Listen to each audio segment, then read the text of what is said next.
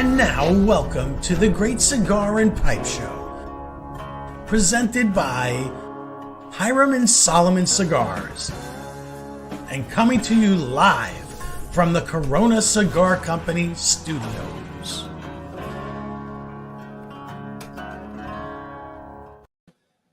And welcome everybody to another fantastic week, and we are super excited about our guest this evening. We're going to call him a friend also, an amazing individual in the industry, and he's got a lot of stories to tell us right now, and we are excited to hear about it. He's got a new chapter in life to say, and we're going to hear all about it here. And welcome. First thing I want everybody to do is please hit the share button. Hit the share button. Let's get our guest out there around the world, 65 plus countries right now. So if you do that, I'd appreciate it. And we're going to have a wonderful time. We're going to have some good laughs. You're going to learn a little bit about the cigar industry and a little bit about coffee. How does that sound? I like that. A little bit about coffee. And just let's sit back, have some fun, enjoy the entertainment. And let me introduce myself. I'm Ronnie Pecorini. Normally, I have my sidekick here, Kyle Jesso, but not tonight, unfortunately. But down in Florida, well, you all know, my brother, retired Bob. Folks, can barely hear you, Bob. Wow, a little loud. Well, I don't know. Okay, Frank, you're good. I got Bob. You know, I put Bob on silent. You know why? Because he was lighting a cigar, and all we heard was the lighter. Yes. So am I still silent? No, you're not. Although I wish you would be, but I talk about you for that. Silent green. And then the one, the only, the master chooch himself, Cousin Frank. Hello. Yes. Welcome, everyone. And, you know, our guest is a busy man, and he's been working, I know, since 8 o'clock this morning, as usual. And he's probably up about 6, running and walking and doing the whole thing. He doesn't sleep much. And, you know, I don't want to stick him in the green room just yet, but I know we got to do the sponsorship. But we're going to speed things up tonight because he is a busy man. We don't want to take too much time away from him, so hold on. He's only going to be on for 3 minutes. You know that, right? He's been. Yeah, 3.5 is what he told me. He has to get some sleep. You guys are great. I love it. But all right, he's on right now. We'll do a quick introduction. I know we're going to change things up. But anyway, folks, I want you all to welcome our special guest and friend, Dr. Gaby Kafie. Hey. Thank you guys. Thank you so much. And yes, it's a real pleasure to be Ronnie here. Doesn't know how to use the board, so there's no applause. Don't worry about it. Hey, I don't care, man. If we don't, we gave you the applause. We gave it to you. See, I proved you wrong. And I'm applauding myself because I know how to do it now. Hey, guys, great to be here. Everybody that's tuning in, it's a pleasure. It's an honor. I am what I am because of everybody that's in my world, so I'm grateful to you all. I couldn't do anything without my friends, my family, my peers. It's a beautiful community that we've built. Ronnie says I don't sleep much. Ronnie, I'm going to tell you a quick little story. Actually, everybody here. So, I'm an undergrad at the University of California, Irvine. And UC Irvine was still is pretty much ranked top 10 in the United States for biological sciences. It's a really, really good genetic engineering university. I was a biology major, like I said, and one semester I participated in a research project where we studied longevity or lifespan of the ordinary housefly. Now, if you guys look up, Housefly.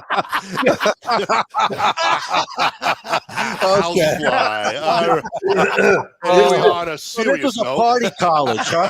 Yes, listen, pay attention, all right? Pay attention. This is good. This is really good because I learned something that I still remember to this day, because the reason we studied the ordinary housefly is it has a chromosome very similar, one chromosome very similar to the human, double alpha helix chromosomes. And we looked at longevity. So we wanted to study metabolism and longevity. Now, metabolism can be multiple things: how you eat, how you sleep, sexual, intercourse, all these things kick into metabolism. And one of the things that we learned, and the reason we studied the housefly is because it lives 24 hours. So it's pretty easy to study the entire life cycle of a fly because in 24 hours it's done, right? That's one way of looking at it. It's pretty depressing, guys. You might kick me off the show once I tell you this. I discovered 3 things with that damn housefly. That the ones that lived the longest, all right? Yes. Were the ones that were eating very little. Ronnie, that means you wouldn't have done well as a fly. Eating very little, sleeping very little, and having no sex. No sex. I'm out of the last one. Forget about it. Pick me now. Wow. What So, a Ronnie, boring that's life. why I don't sleep a lot, pal. All right. Well, I'm sorry about the last one. That's all I can tell you about. The first 2, you're okay. The last one, yeah, that's a little rough. That's a little rough. Wow. But it is what it is. And I have to say, in the first time in almost 5 years, we've never had a discussion about a housefly on this show. So this was an exclusive. There you go. I could keep going if you want me to.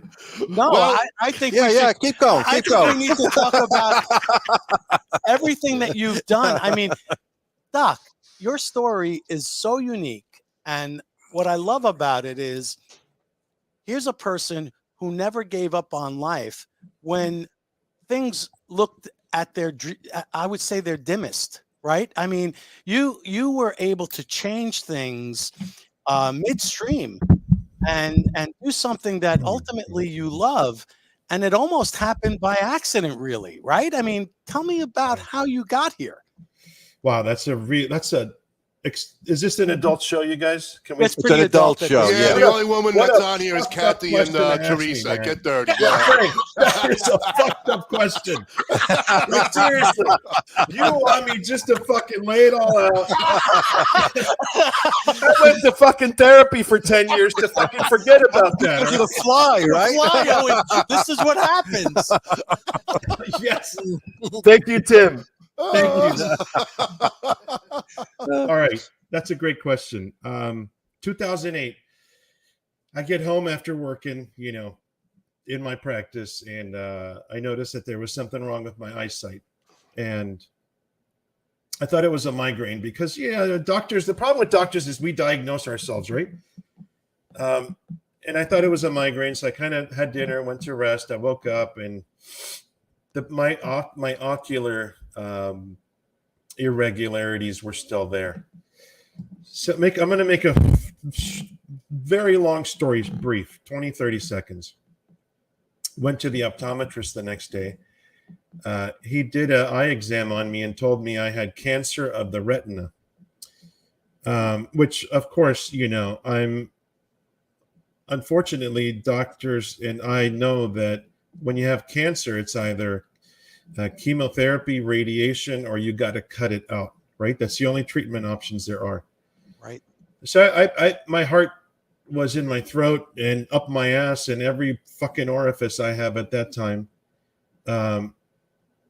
So we scheduled an appointment with the best retina specialist at the University of Miami. And the problem was that appointment was about 2.5 weeks out from my initial diagnosis of cancer of the retina. So those 2.5 weeks were brutal.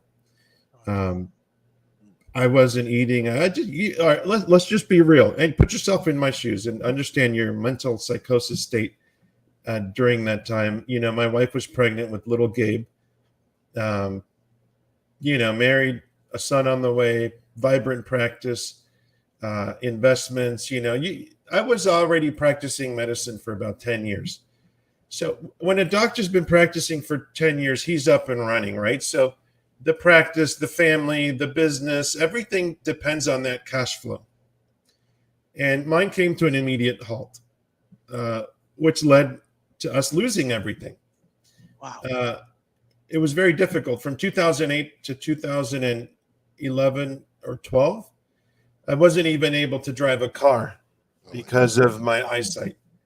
So, I went through a major transformation mentally, psychologically. There's a lot of factors that have helped me along the way. One of them is that I'd rather die than fail.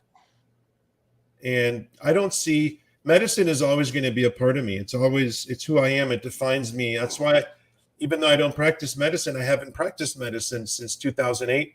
I keep my medical license active, and I attend every continuing medical education seminar that I'm required to attend. And I stay current with everything in my field because I'm very proud, and I want my children to understand that Dad loves cigars, and that's our business now.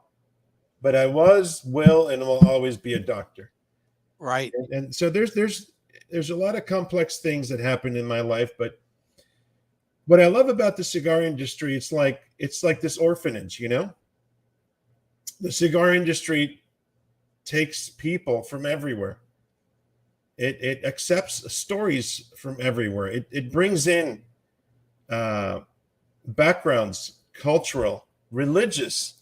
It doesn't matter what culture you're from, what religion you're from. It doesn't matter if you're Cuban, Nicaraguan, Honduran, from Greece. It doesn't matter. What matters is two things. If you want longevity, and I've learned this over the years, and this is why we are where we are today. There's two things that matter in our industry. I call it business ethics and tobacco ethics. Business ethics is how you run your company, your family, your relationships with all your business partners around the world, domestically, and every country where we have distribution. They're not our customers. They're our business partners. They own a part of my company. Not literally, but we're there to cater to them and vice versa. We have business partnerships. We don't have customers. And accountability. You know, for us, maintaining a name that is one that is held in the highest regard, not just for me, but for our family and for future generations to come, that's always been number one. Number two is, apart from business ethics, I call it tobacco ethics. There comes a lot of knowledge in understanding tobacco, from origin, cultivation, to harvest, to curing, to fermentation, to aging, to blending, having respect for each and every step of the process. If you really focus on having good tobacco ethics, you will always find yourself in a position where no matter what is happening in your business, you will always be looking for the best tobacco to work with. You will always be looking for the best master blenders to work with, the best factories, the best of everything. And that is what makes me wake up early in the morning and stay up late, because I love the fact that I've surrounded myself with people that I love, that I'm proud to be affiliated with. I'm proud to represent along with my family. And it's those two things that drive me: business ethics and tobacco ethics. There's nothing else to me. I love family, friends. I'm not talking about the social aspects of the cigar industry, but if our name is on the box, as I'll show you here, this is a non-fiction brand. It's a family history dating back to 1901 in Honduras. And I have over, let's say, I'm going to guesstimate, about 200 first and second cousins in Honduras. And every week, every month, all young and old reach out to me, and they all say one thing to me: Gaby, thank you for putting the family name in such high regard around the world. And mind you, I'm nobody special. I'm a servant to our family name, the brand, the company, the vision that my wife and I have for the next 5, 10, 20 years. That's what we are. We're servants at the end of the day. And if you realize who it is that you're serving, you will always make sure you do your best and take care of the people that are taking care of you. Wow. Plain and simple. I mean, Absolutely. we have a couple of people chiming in. I think that someone put out here, Armin, of course, he says, most unfortunately, there are times when the ethics seem to be lacking. And yeah, that is always the case, right? Because just like in any business, you have people that, of course, Well, you let greed get in front of you, you got a problem. You've got Dr. Oscar. The other doctor. The other doctors. Buenas noches, hermanos. I love him. He's got to throw a little, Hispanic in there because this way we bring it all together. I love that. Hello, my friends. Love you all. I want to say something. These are painful realities that I must speak out. This is, this in interviews. I'm not here selling anything. Let's first of all, right? We're not going to talk about any products. No, you're talking about you and your knowledge and your history in the industry. Hey, I might be selling something. Because well, I don't know how much does bullshit cost these days. Listen, I want to show folks what I'm smoking. Let me get this to full screen because it's really important. This is the Kafie 1901 San Andreas from the brand new. This is the brand new cigar put out by the good doctor. And look at that beautiful ash. I mean, hey, there's a lot to be said. And when I lit this up, Doc, I knew there was something special here. This wasn't everyday smoke. This was something special. Thank you. Thank you very much. Bob, how's yours coming along? Excellent. And what are you smoking? I'm smoking the Sumatra. The Sumatra. The main. We got 5 main chords. I got the Natural, which is amazing so far, Doc. This one I haven't had before, so kudos, man. Not because you're a friend of ours, but Bob and I, when we first met you, gosh, about 3-4 years ago, maybe, we came down and we tried, I think, 11 of your different smokes. Wow. And Bob and I were just blown away, one after another. And I told you, you hit a grand slam back then. Thank you. And now I've smoked already several others of your new ones here. And, Doc, they're unbelievable. Thank you very I much. did not think you could get better. All right, I'm going to be honest with you. I did not think you can get better from what you produced. That means a lot, Ronnie. Thank you, man. Thank you. La Aurora and you, what a team. I mean, that's called all-stars right there. I want to tell everybody something that I had hit a crisis. There's several things that happened to me in my life, all right? And Armin, I love you, brother. I know you're tuning in and he'll appreciate this. When you lose your dad, right? When somebody like me and Armin, we talk about this once in a while, but when I lost my dad, I was pretty young and it was so impactful that it just left a scar, permanent scar. And it really allowed me to see things with great depth that I didn't before. So what happens is, like, certain things prepare you for the speed bumps in life, right? And in Honduras, we had built our own factory and everything was great. It was beautiful. We had really achieved some great milestones, right? We, besides ratings and nominations by Cigar Journal year after year, in my opinion, things were really, either we were extremely lucky for 4 years in a row, or we had real knowledge of how to handle and process and blend tobacco, right? But something happened in 2020 that I was unable to fix. There were 2 hurricanes that hit Honduras, devastating hurricanes where I even have trouble saying the number. Nearly 1 million people were left homeless in Honduras. Oh, my God. Honduras has a population of 10 million people. So 10% of the population, yes. The country was devastated twice by hurricanes and then hit by a pandemic. And if you look at the influx of people that have left Honduras and come north to the U.S., devastating. Not only was it devastating to the country, to the labor force, to the housing, to everything, but it affects smaller businesses greater than it does 50, 60, 70-year-old well-established companies that have the resources to withstand such an impact.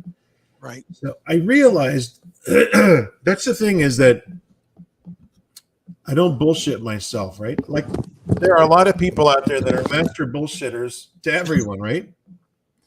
I don't have time for that. But there's one guy I don't bullshit, and it's me. Never. Won't do it. When I stand in front of a mirror, if I see a piece of shit, I try to fix it. If I see somebody that needs repairs, I try to repair it. But I'm a realist, and what I realized in 2020 was that Honduras was no longer able to give me what I needed. Right. And I'm talking about the cigar and the tobacco. And this is when we begin to discuss, again, tobacco ethics. And it's easy to continue to run a factory where, it's your infrastructure, your tobacco. It's a lot more affordable to produce a cigar in your own kitchen, let's say. We had to make some major investments to move and partner up with La Aurora. La Aurora was gracious enough to accept us. It was really amazing. Lots of hurdles we had to go over. One of the things that I remember the most is, you're in the industry. If you're 50, you're young, right? This industry, Right. At 50, you're young. I think you start getting old at 75 in this industry. Forgive me, anybody who's 75 and still. Well, Bob's only 70, so he's not old There you yet. go. He's That's a middle dinosaur, age. but he's not old. That's middle age. But doctors, I think we're not smarter than people. We've spent enough time looking for answers that we become very good and efficient at finding answers to questions that we have, right? Tobacco is no different. Running a factory is very, very complicated, but it's not for me. I realize that. That's not my area of expertise. When I went to La Aurora and I walked in the belly of the beast, let's say, established in 1903, a credible, legitimate history that can be traced in the archives of, Santiago de los Caballeros, Dominican Republic. You know what I discovered? I didn't discover a cigar factory. I discovered a cigar institution, a university. And my quest, when I finished medical school, I wanted to study sports medicine, right? So one of the things in medicine is if you want to do a certain specialty, you go train under the best doctors in that field. Right. So I trained under Dr. James Lucido, who is still working for the Miami Heat today. So, and it's not like I invented something. It's like I took what I did in the past. I trained under the best to become, my desire is to become the best. I'm not saying I am the best. That's a quest that we never reach. I think the day you reach it, you're dead. You're done. You're finished. That's true. And La Aurora and their entire staff, their master blender of 35 plus years, Manuel Hinoa, they offer an educational experience into tobacco and blending that are very few, and you can maybe name them in one hand that has, a normal hand with 5 fingers. But it's really exciting, man. That's what keeps me going. When you guys are smoking these blends and you show me the Sumatra, there's tobaccos in there that are really exciting and special and unique and really give that cigar a little bit of complexity. It's not just, it's got levels of flavor. Oh, yeah. And that's what I'm changing. You can't make boring cigars. People don't smoke boring cigars. No, they need to be able, a cigar is like life. It's a journey, and it should start and then end and have like a wave that it takes. A roller coaster ride. So you ride enjoy. it. Yeah. So you ride it. So it's not flatlining, because when you flatline, you know what happens. That's not a good thing. It's got to keep you interested from beginning to end. Exactly. It does. It has to keep your interest, and it has to tell a story. And I think that's the beauty of well-made cigars, is that each cigar smoker can actually also, because everyone's palate is a little different, right? No one has the same palate. So for what might give me a sense of nutmeg or give me a sense of baking spices, someone might not pick up on that. They might get something different. But if whatever they do and a lot of it is memory, muscle memory, I'll call it, from things that you remember in the past. I know both our grandfather used to smoke cigars. So for us, I know smoking cigars brings me back to the days of my grandfather being out in the garden, with tomatoes and growing green beans and cucumbers. Nostalgia. It's nostalgia. Wow, It's the amount of nostalgia that comes with it. Yes. Yeah. Yes. You guys touched blending, and I saw Kathy posted something about blending. Blending is, imagine you're going to taste something for the first time, right? We can all remember that sweet moment, right? And I'm not going to say what I'm talking about, but I think we were about 13, 14 that first time. Bob did things very young. yes. I'm talking about rum. What the fuck are you guys talking about? Oh, I thought about rum. But, the first phase of the digestive process is in the mouth. Right. People think digestion happens in the stomach. It doesn't. The first phase 1 of digestion is in the mouth.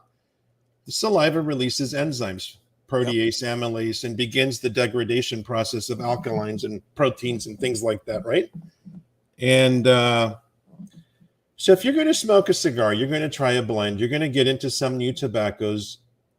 What do you think should happen 15 to 30 minutes before you go into that blending experience? You think you should go eat some steak and ice cream and beef jerky and then sit down? White Castle, if you ask me. Exactly. So I have this you have to have a ritual. clean palate. I think a clean palate is important. Yeah. Because that ultimately and cleansing the palate prior to having a cigar is important, whether it's water or whether it's, as I like to say, an intermezzo. Yes, in Italian, which is that palate cleanser, that sorbet. That's something that, I love the fact that you can get those nuances when you do have a clean palate, ultimately. I always have a cigar after dinner, but I have like a glass of water before that. There's a few minutes of pause where you're cleansing your palate, and then you get that cigar, and it's like, that's the dessert, When I go into I'm not going to call it blending, just having a new cigar experience. I want to be neutral. Yep. So earlier I'll brush, I'll floss, I'll gargle, and then I'll sit and drink some Perrier, not flavored, just natural carbonated water, and just to kind of cleanse the palate. And then what's interesting is your mouth will begin to tell you when it's ready, when it's neutral. And then you can go into that cigar experience, and then you can really pick up the nuances. And of course, I love Armin. I drink caffeine. I do coffee when I smoke.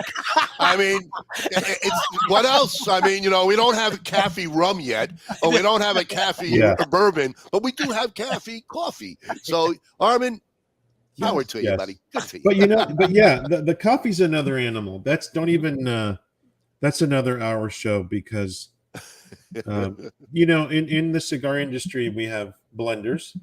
In the coffee world we have Q graders, and I rely on my cousin Emil, who's a certified Q grader, to really begin to analyze the different types of coffees, the grading, the quality, and really what type of a roast we should do with each bean. But we specialize in single source coffees. That's it. We don't sell blends. It's one farm, one country, organic coffee. It's the best coffee you can purchase. That I'll admit to. Absolutely. I'm going to second that, because that's all we drink in this house since I started. And it's unbelievable. How many blends are there? We have 5 different countries.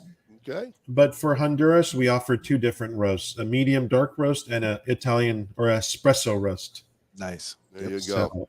So before we get a little deeper into that, guys, we did miss our beginning sponsors because we couldn't wait to get on with you. But I know we have Bruce the Yerkling has to take care of some personal things. He's waiting for a sponsor to go. So Bruce didn't interrupt. Bruce has to he has to run. So Bruce, this is for you. All right, Bruce, go ahead. Everybody, hit the share button, please, right now, because we have a whole bunch of you on.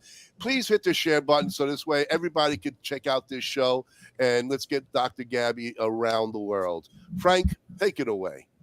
Howard G Cigars is a dynamic new cigar brand grown from a love for cigar culture and a respect for the artisanship behind the craft. We are a minority-owned family business based in Orlando, Florida. Our current collection delivers 3 exclusive lines: Black Moses, Magic Stick, All Pro Series, featuring Leon Searcy's signature cigar and Ike Taylor's one-of-a-kind. You got the one-of-a-kind rankings. They got me at 89. I'm cool with that. We are focused on evolving as a dynamic brand and bringing you new flavor-filled blends that you'll enjoy and want to share. Visit our website at www.howardgcigars.com. You can find a full list of our retail partners there too. Thank you for making us part of your humidor. DAV Cigars out of New York. Decades of experience combined with true love and deep understanding of cigars result in the highest of standard of each DAV hand-rolled cigar.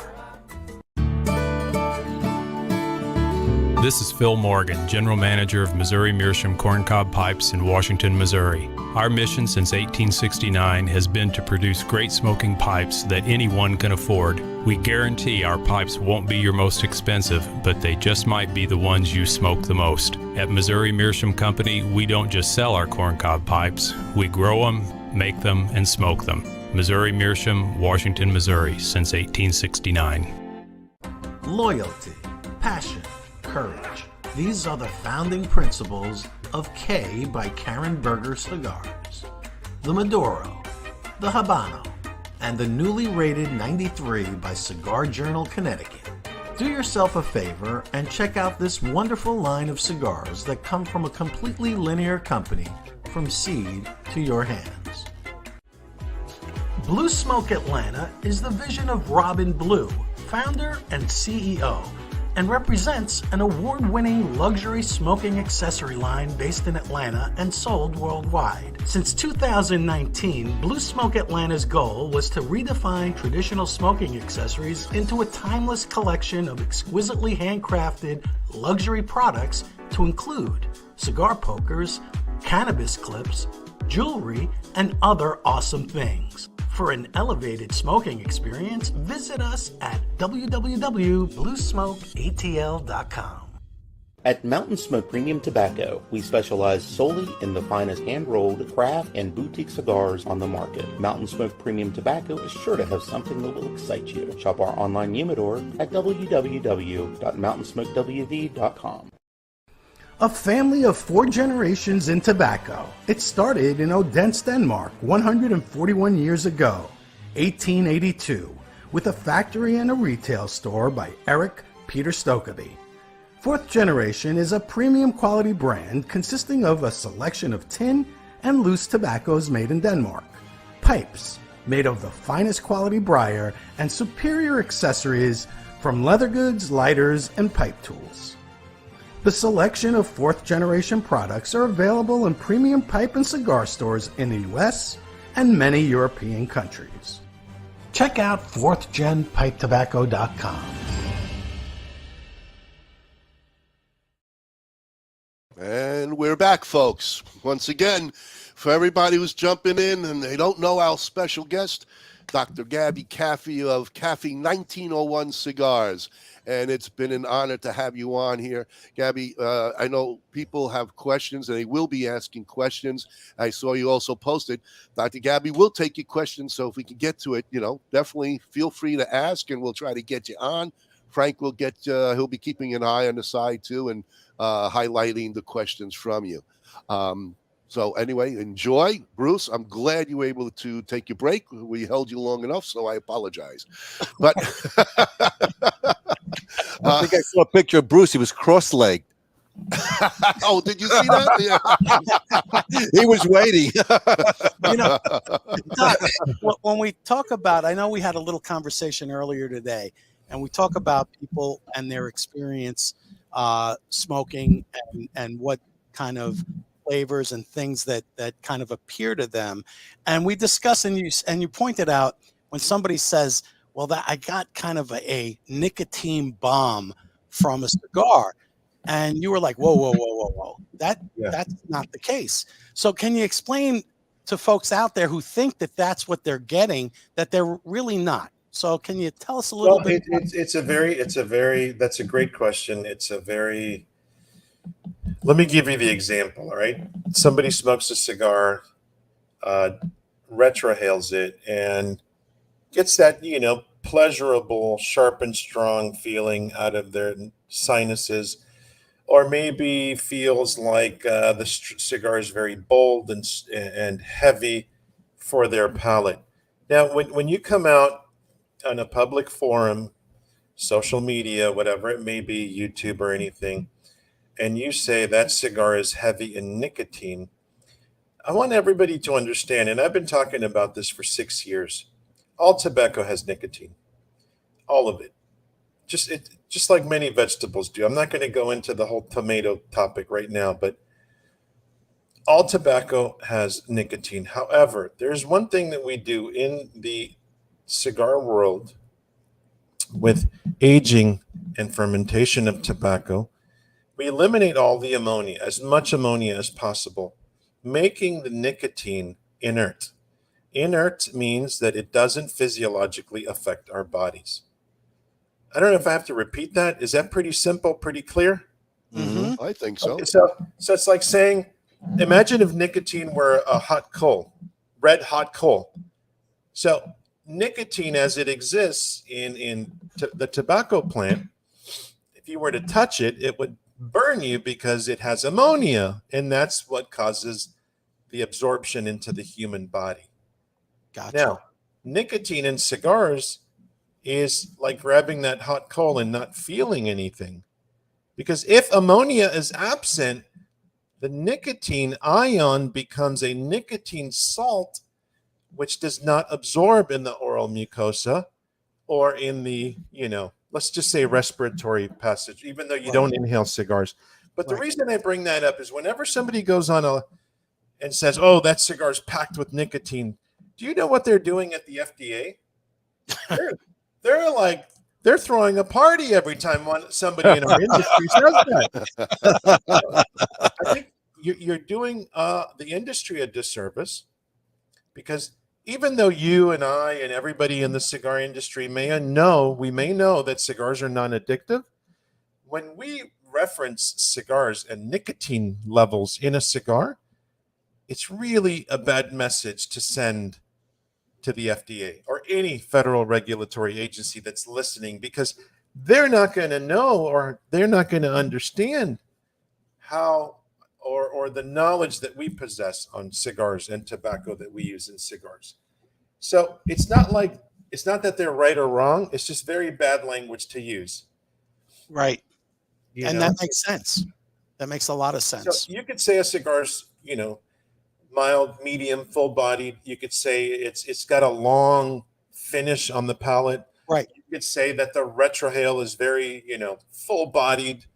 But when you specifically reference a molecule like nicotine, it's literally like getting pulled over for a DUI and you roll down your window and a fucking beer can falls out, It wasn't mine. It wasn't my beer I'm holding it for a friend.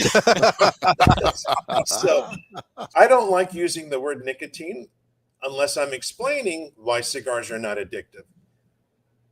So, but if I want to be a little bit selfish here tonight, because there's something amazing going on. There's a movement happening, and it's called the Boutique Cigar Association, you guys. I know you're going to touch on the subject. Yep, I was just going to ask you that. Big crossover, Doc. I just heard of them. So the reason I bring it up is because since August 8th of 2016, the Boutique Cigar Association has been fighting the good fight for small family-owned boutique cigar companies.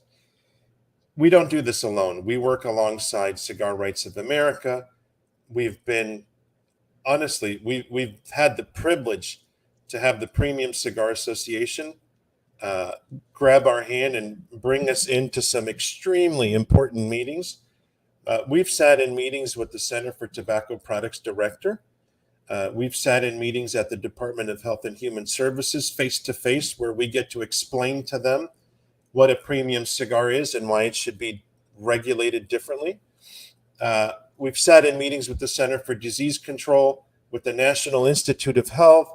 I mean, I can keep going, and trip after trip. And even though our lobbying efforts are small, understand that we represent small companies. And we don't have the muscle or the finances that the big companies do, but what we do is we have a collimated voice under the BCA umbrella, where people look at us and they understand, okay, there is an entity that exists. This entity represents these cigar manufacturers. So the thing is, nomenclature is so important, right? Nomenclature, like a word. You can't really envision something unless it has a name. Just like Bob. I love Bob, right? But if you didn't have a name, Bob, I couldn't think of that beautiful face that you There's one word. You could just say retired. Retired. Associated with Bob. So Bob and retired kind of are synonymous. Now it is. Prior to the BCA, everybody knew that there's a bunch of small cigar companies out there, but nobody really knew what they were or what to call them, or do they have a voice? And the thing with the cigar industry is I'm going to pick at the scab right now, okay? And it's going to bleed and we're not going to like it. But the cigar industry is full of beautiful personalities. A lot of them are rebels, okay? They're rebels. I mean, they're like, God, what's that? Dean Martin, right? Billy the Kid, and yes, got all kinds. they're dysfunctional people. You can't contain them. It's like you just took off their straitjacket and they're out there, taking running over wild. the tobacco. There's certain people you can't contain. More power to them. Any cigar manufacturer that kicks down a door of opportunity for new companies, new brands, should be commended, and we thank you for that. However, understand that the BCA is an association whose primary interest is to defend the rights of small cigar manufacturers to continue to exist in this heavy regulated climate. Right. We are not out there to challenge anybody's ego. We're not out there competing who's got a bigger cigar. Okay. Sorry. A 50 gauge? Is that a 50 gauge or a 60 gauge? Is it a nub or not? No shrinkage here. No. What I'm trying to say, guys, is look, we don't have a reach out department. We got 7 board of directors. Armin Kaprelian is the president. Dr. Garo Buldukian is the vice president. We have an amazing board. Lots of lovely people work with us. Kafie Pecorini also with Cigar Box Marketing. However, we don't have an outreach department. People say, well, why the hell don't you call me? How come you didn't invite me to the festival? Guys, we're at inception. This is year number 2 that we have formally incorporated and are actually functioning as a nonprofit business, but nonetheless a business. PCA's been around for over 80 years, and they still don't have an outreach department. What this requires, the BCA requires your voluntary action to reach out, go to the website, boutiquecigarassociation.com, check out the website. If you have any questions, the damn number on the site leads to my desk. I will talk to you for 5 hours. Whether, giving you the answers you like or don't like. And if I don't have the answers, I will put you in touch with the person that does. But the BCA, I want everybody to know, it was founded for a noble cause, and it will always exist for a noble cause. And it is to promote and protect small family-owned companies. So that's my 5 minutes of selfishness. I'm done. All right, so now to the questions. See, yes. Frank, you see anything on the side there that some of the people want to know? Well, yeah, this was a good one. I think this is very important, Doc. You should answer this. Chet King says, I have a question. I have this ongoing knee pain. King, God. An MRI. He's got to fill out the patient formulary, put in his insurance information, and submit it, and then we'll call him in the morning.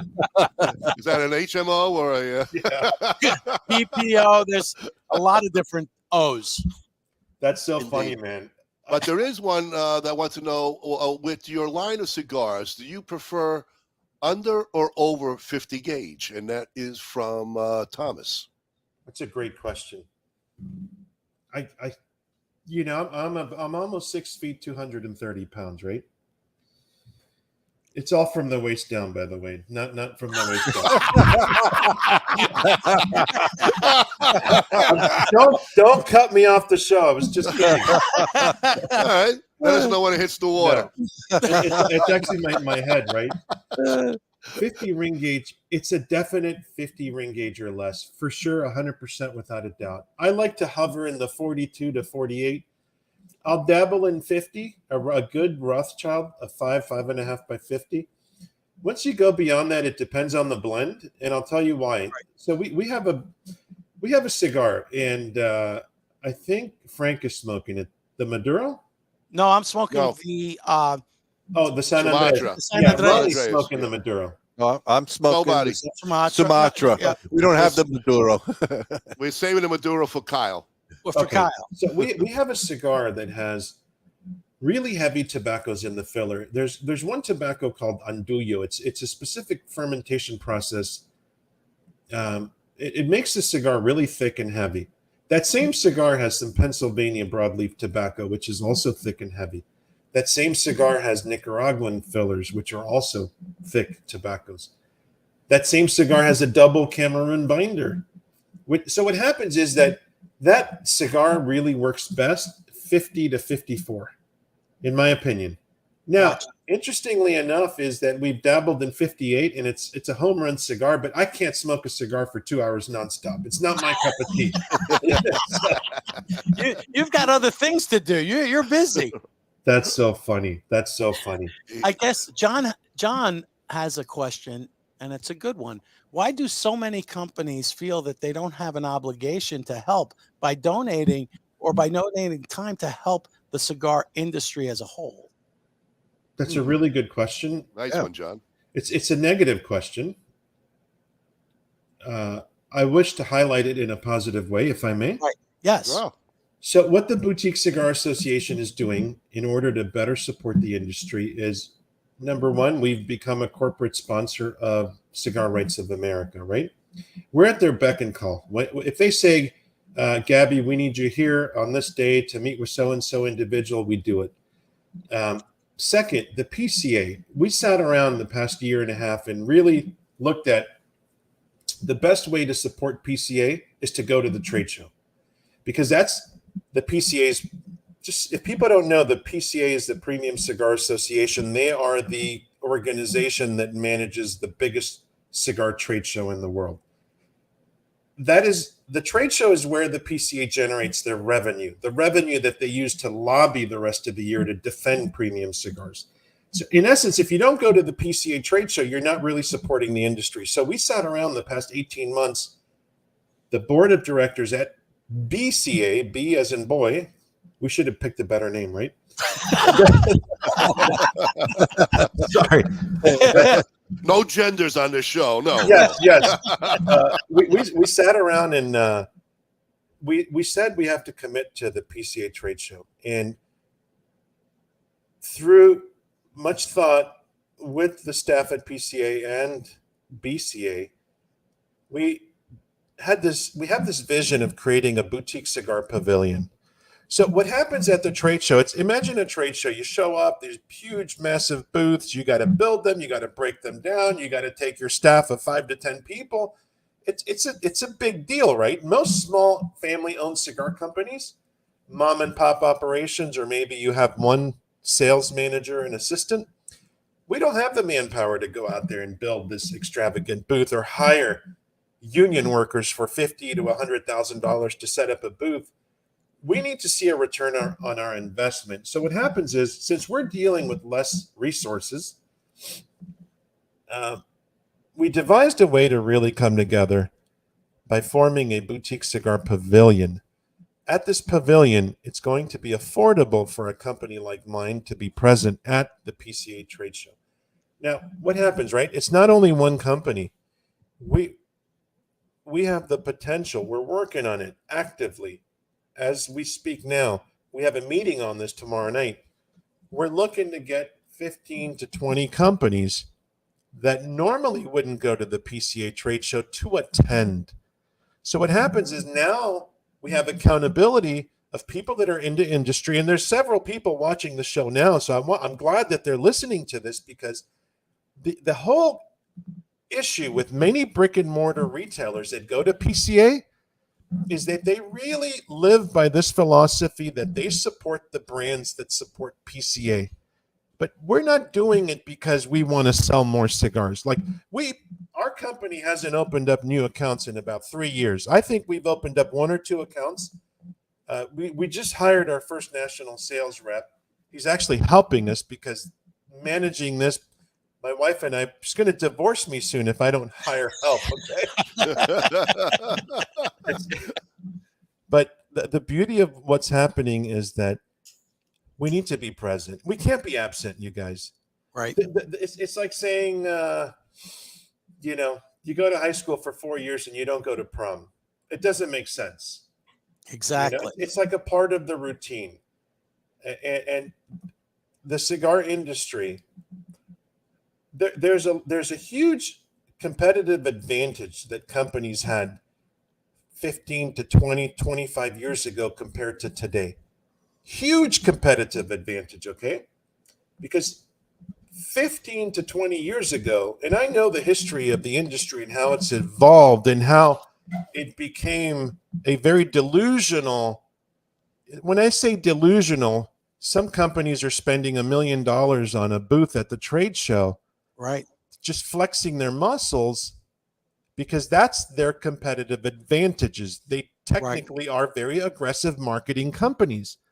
We're not that. We're family-owned cigar makers, and we should always be treated as such. So what we did was we built a pathway to allow us to be who we are. Small family-owned cigar manufacturers. We have specific budgets. We have to respect that.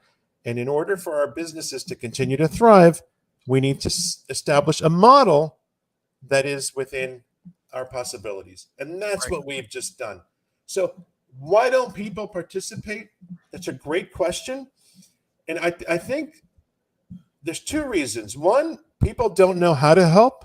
And 2, people don't reach out to try to find out on how to help.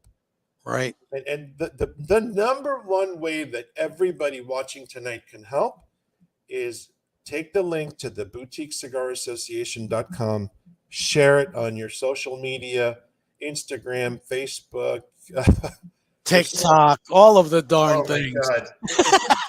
Just let me get it out there. Just get it out there, folks. I mean, I think the pavilion, I know going to the PCA, it's very easy to lose sight of smaller boutique shops because you're overwhelmed by these juggernauts. And usually the boutiques are kind of thrown into a corner somewhere, and they're split apart and they're all over the place, and there's no cohesion. So putting a pavilion together will allow retailers and folks who are just there visiting actually have a place that they can actually stop and talk to people one after the other. It's a brilliant way to help promote the industry on a whole. It is. Absolutely. It brings accountability into the picture. Yes.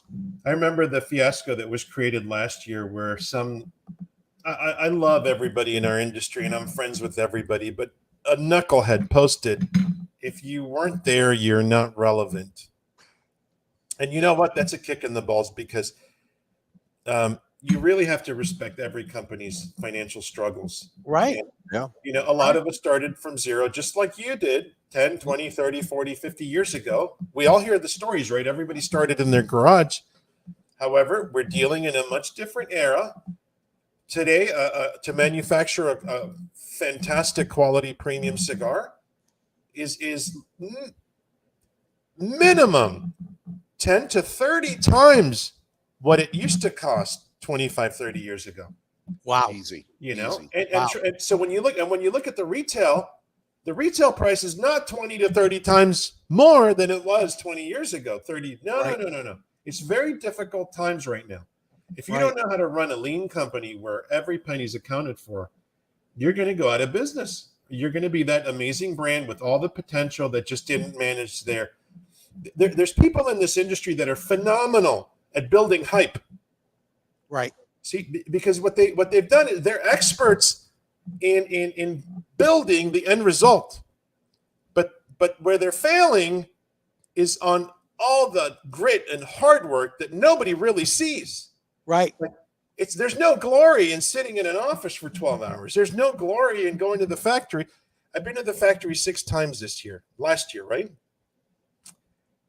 I don't post that I'm at the factory. I'm there working. I'm trying to figure shit out. I've got a lot of stuff to learn. I'm not building hype. Right. It's just my personal beef. And it's not like I learn from everybody, but man, I suck at building hype. I'll be honest with you guys. I need to fucking hire a hype guy or a woman. You got one right there, Frank. You can hire Frank. He's the biggest hype going. Or actually, Joey G is a good hype too. We have some great questions, Frank, on the side. But before we get to a whole bunch of questions, I'm reading them, and they're awesome questions. How about if we take a sponsor break, Frank? Yes. And Sounds then like you can gather through all the questions, and we can bring them up.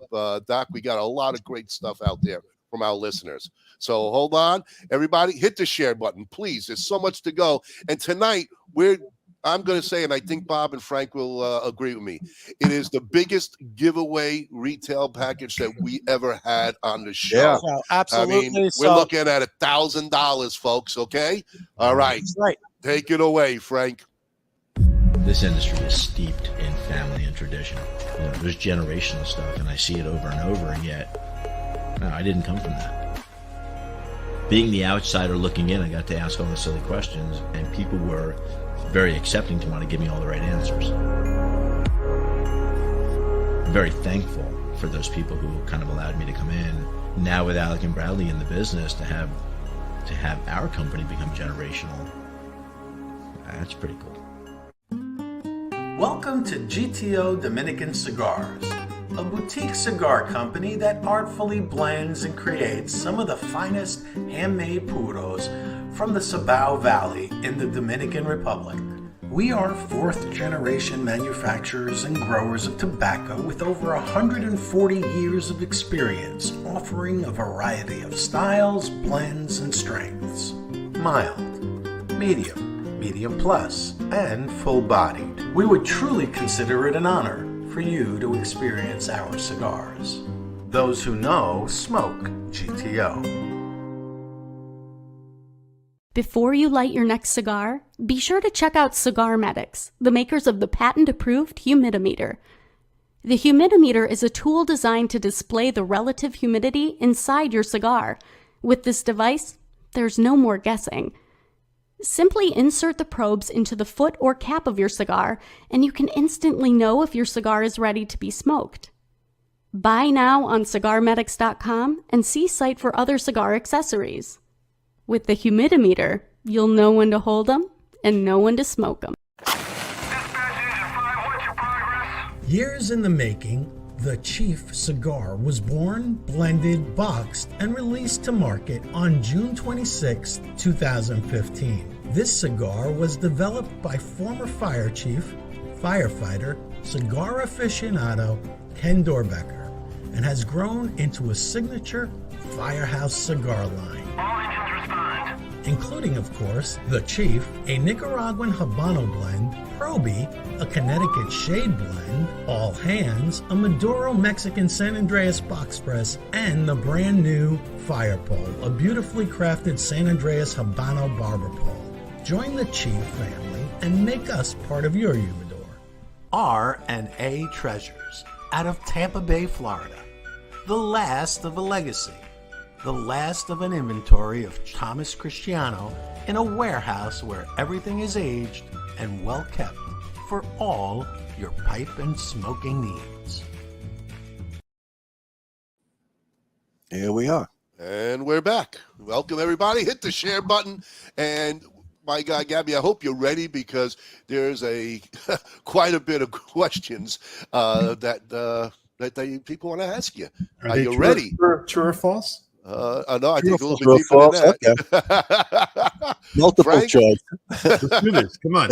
Take it from the top and hit them hard. Well, we've got all of this great commentary, so let's kind of go through it. I mean, I've got to get my.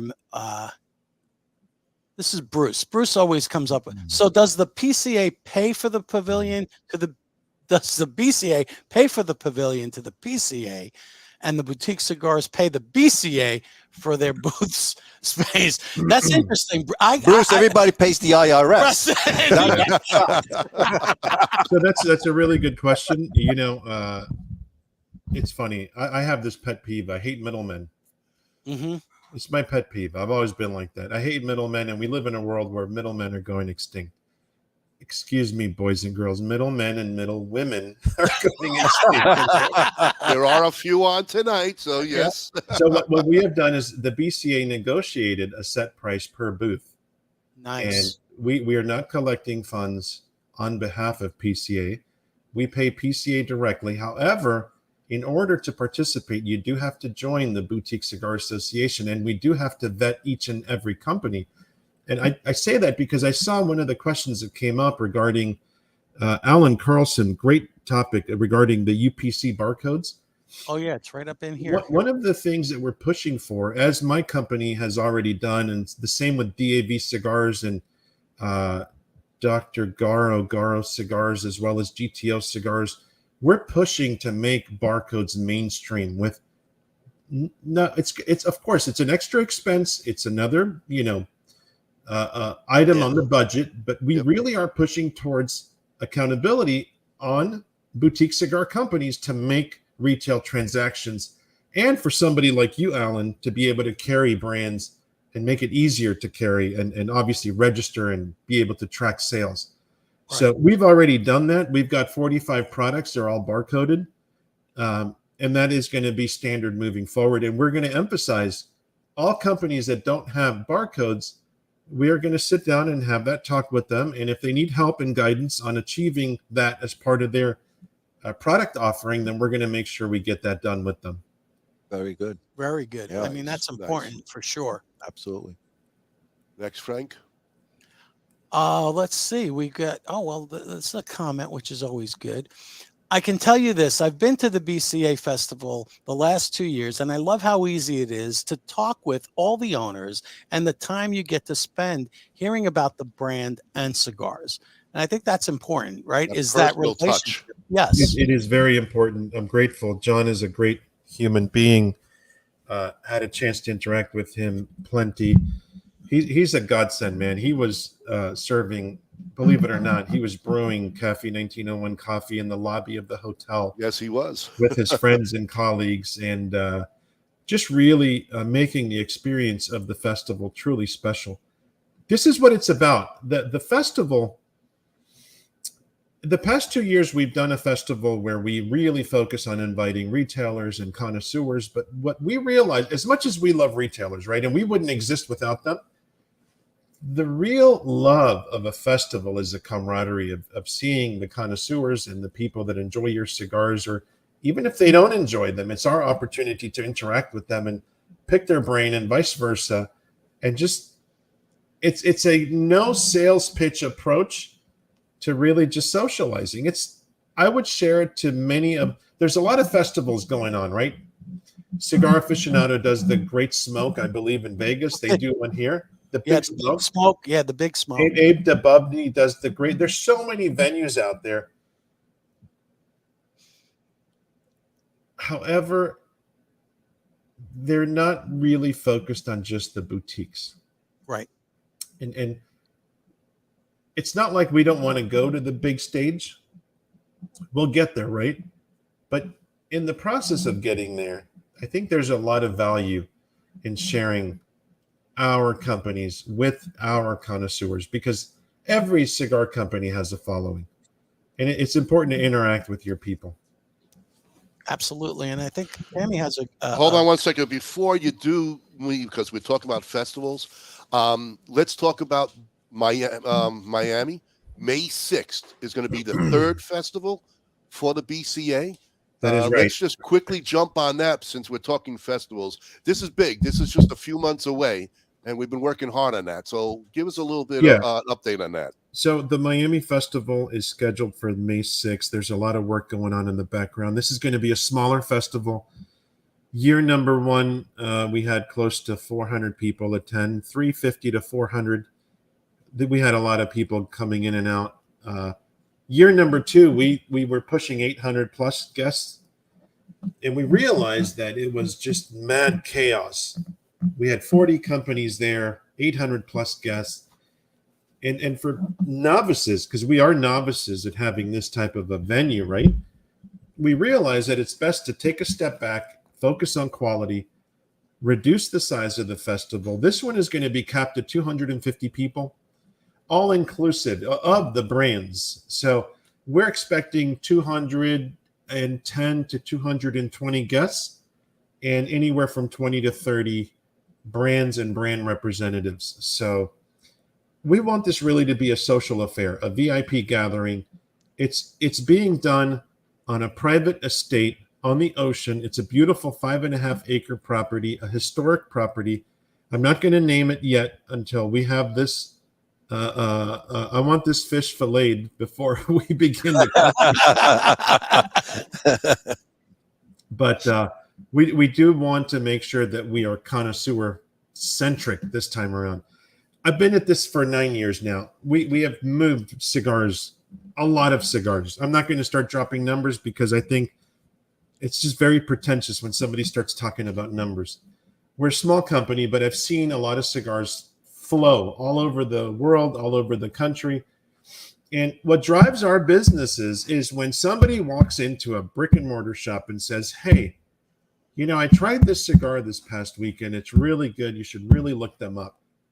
And that's what we want to focus on.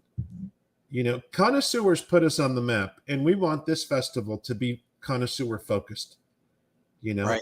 We all 365 days a year, we can walk into a brick and mortar shop and engage an owner, but it's not every day we really get to go someplace, have this beautiful, elegant VIP gathering with 200 plus connoisseurs and really get to share the experience of, hey, meet the owner, meet the blender, meet the maker. It's really something special. I may be wrong. I may get attacked tomorrow at our board meeting, but in my heart, I know at the end of the day, we really do work for the connoisseur, and I think that's who we should focus on. And the big part is you're going to get to, again, sit down and meet the owners and do that one-on-one personal touch, which you don't really get at the PCA because it's just a mad rush and so much is going on. This is going to be very personal. Yeah, it's intimate. Yes, very intimate. And it's going to be a big difference in the industry. And when I think connoisseurs meet that, not only that, you're going to gain a client to say, but they feel like, hey, I know him. I know him personally, you know. And I think once they smoke the product, they're really going to enjoy that big time. It's so many levels. I've smoked so many cigars that I did not know the origin of that cigar. And I'm going back 20, 30, 40 years, right? I started smoking at 18. I'm 51, so you can do the math, right? But the more I got to know the owner, the more I really fell in love with the product and began to understand the origin, where it was made, the tobaccos, and every owner has their own philosophy. Dr. Oscar Rodriguez, I mean, he has a tremendous history in cigar manufacturing. He's a very humble man. He doesn't really talk about it much, but he goes back over 100 years in cigar manufacturing, him and his family. And when I've tasted his cigars, I've smoked them, I respect them, I understand what he's doing, I understand what he's trying to deliver, and that's why he's successful, because the product really does tell the story at the end of the day. And it's important for people to know each and every story of every company that is part of the Boutique Cigar Association. Yeah, I agree with Bruce. that. You know what? Bruce has a really good question. If a boutique cigar company grows and gets too big, do they move out of the BCA? That's a really good question, Bruce, because we've got a couple companies right now that are pretty close. We joke around about we're going to give them a graduation diploma. They have a certificate. Yes. Here, now get lost. No.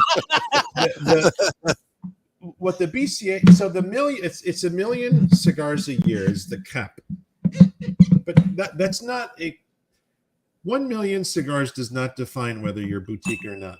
It defines whether or not you fit into the BCA association, right? The whole concept of why we exist to represent small companies.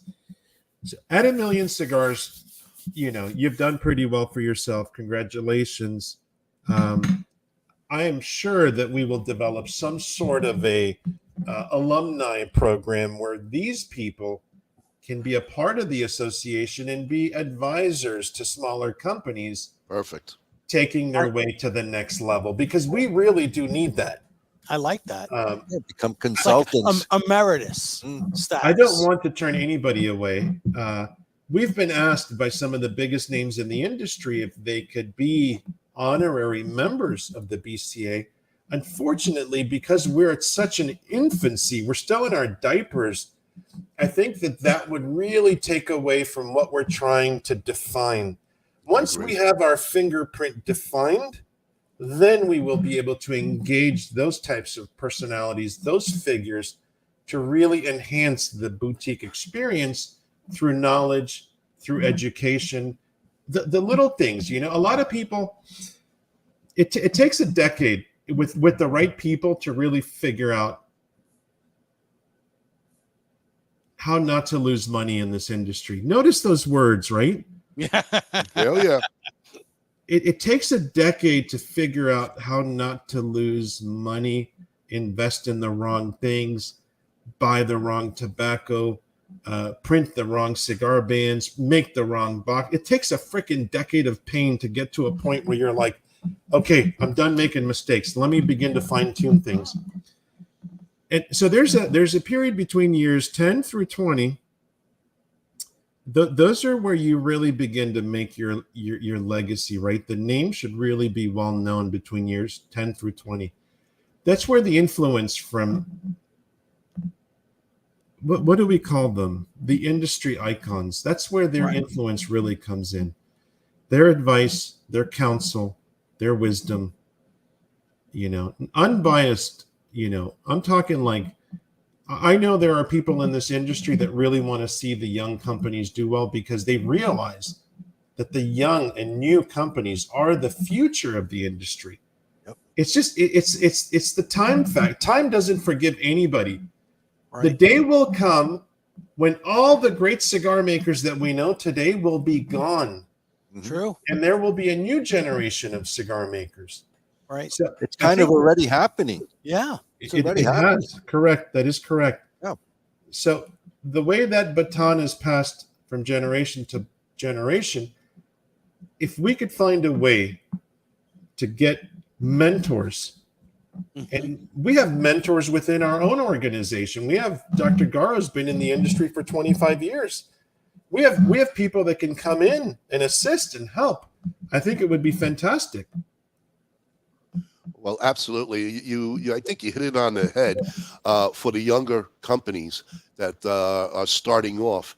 And that's why I think it's so important for them to become a member of the BCA, because there's going to be so much happening. There's going to be class 101 to say and learn from the mistakes that the people who've been in, like you said. They're going to help guide them to help save them money one way or another. And, you got the wheel. Why try to reinvent it? A lot of people, the young ones, think they got all the answers and they're going to go off and try, and then they're going to end up losing a fortune. And to make a fortune, you got to spend a fortune. And in the industry, you got to do it with a passion. It's 24/7. You can't do part-time and try to get, make it happen. And become a whole nother level. But become a member. So anybody can become a member of the BCA, Gabby? Yeah, we accept everybody from connoisseurs, and there's different tier levels to membership and different price points to membership, and there's going to be an educational component to membership for company owners, brand owners, blenders, anybody that's in the industry. We're going to have a seminar once a month hosted by a professional in that field that will discuss a topic. I'm talking about, we're going to get the best of the best people to talk about being a doctor. I appreciate continuing education. What we're building here is a platform to offer continuing education to small cigar companies that need it. I need it too. I'm not going to be a hypocrite saying I don't need it, but I'll give you an example. I'm not going to mention names yet. I don't want to disclose the syllabus, okay? If we're looking to get, for example, an attorney who specializes in FDA matters, registration with the FDA, making sure your company is compliant, making sure your brand has a trademark, it's registered, it's official, it's legitimate, making sure your products, because an FDA regulated product, people don't realize that the FDA regulates Schedule II pharmaceuticals, right? Things like Vicodin and Percocet. And these people are seeing cigars in the same light. I say that because what the FDA also did is they made it illegal to hand out free samples. Right. Yeah. It's like they made it illegal for a doctor to hand out free Vicodin, right? That's not allowed, or it's certain samples are not allowed to be handed out because they think it's dangerous, right? Cigars are dangerous. But coming back, if we look at every aspect of a cigar company, everything from marketing to what cigar box marketing specializes in, your digital footprint, your Google searches, everything from your social media. People think that they're running their social media just by posting shit every day, and you're really not getting more followers. I also suffer from this. There's things that we need to learn how to do. What's the best way to reach the consumer? Everything from accounting. What software program are you using to manage all your accounts? Are you using a CRM? Are you working with a certain accounting software to manage your customer base? How do you know when somebody's placed an order to follow up with them, or do you just go by the memory Rolodex? Now, what we want to do is we want to build a platform with the ultimate goal being making small family-owned cigar companies more educated so that they don't waste money, so that they build better products, and so that the boutique cigar segment really shines. Right. Because right now we're at the precipice. We're there where we've got people's attention. Yes. Because there's a whole there's Budweiser, right? The mass market of beers. And we all see what the craft beer industry's done. Exactly. Okay? People don't want to smoke a Budweiser. They don't want to smoke drink Miller. one. Well, yeah, you know what I mean. Look what they've done. They've bought up all their competition. A lot of them have gone out and started to buy those smaller microbreweries and then fold them into their larger company. Exactly. I mean, that's also one of the things that happens in the cigar industry, Well, right? in all industry. In all industries. That's business. It is business. It is Well, business. just like Sanjay said, if you look, it says you have to blame the cigar industry for the bullshit with the FDA. Some companies put us in that position. So, Sanj Patel, first of all, Sanj, I love you, brother. When I got started, man, you opened your doors to me, and you don't realize that a small gesture like bringing in our products to your store puts wind under our wings and really not just makes a sale, but gives us hope and belief that what we're doing is possible. So thank you, man. Sanj just launched his own cigar line. You guys got to follow him. He's really... I think I'm going to get him on the show. I got to reach out to him. He's been sitting back watching the industry and seeing the disarray that's going on.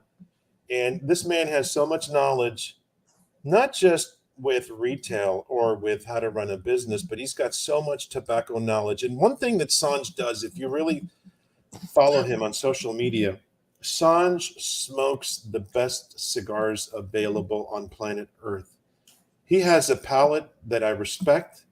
I've seen what he does, and his product that he has out right now is he can't keep it in stock. It's a beautiful thing. I love to promote our fellow brothers and sisters of the leaf. Sanj, much respect to you. He's wonderful. He's wonderful. And he's right about a lot of things because he's got a 25, 30-year track history, probably longer, as being, Sanj, I got to go there, the most hated retailer in America. We'll talk about that some other time. Well, he just says it the way it is. He says the truth, and people can't handle the truth. That's the problem. But you need a person like Saj to tell everybody the way it should be, like it or not.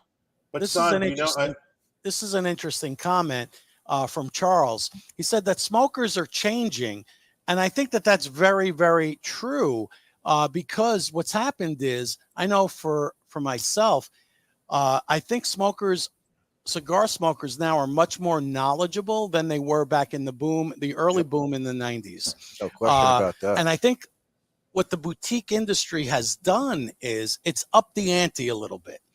The quality of cigars now overall is a lot better. And I think we can thank the boutique cigar industry for that, because they have to pay very close attention to every single stick that they put out.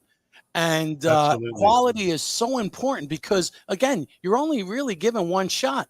And he said a lot of the young smokers, and he made another comment. He said a lot of the young smokers are not loyal to a brand, you know, and that's very interesting, you know, because I think for myself, I was a big Padron smoker, and that's all that I smoked, because when I ventured outside of that realm, I felt disappointed.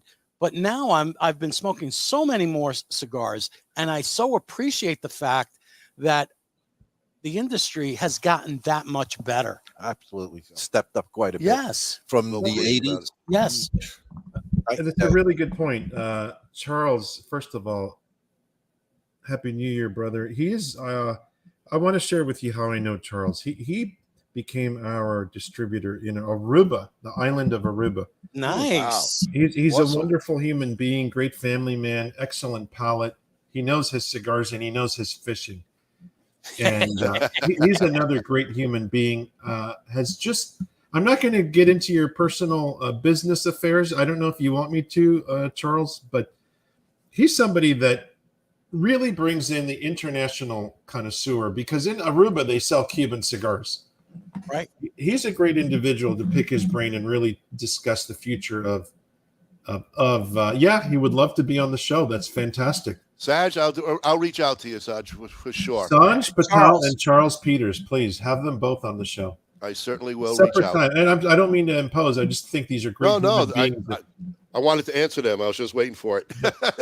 So yes, I'll definitely reach out to both of you. The smoker is changing. You know what? I think since the 60s, when music began to change, there's fads, there's trends, but there's always companies that stick around.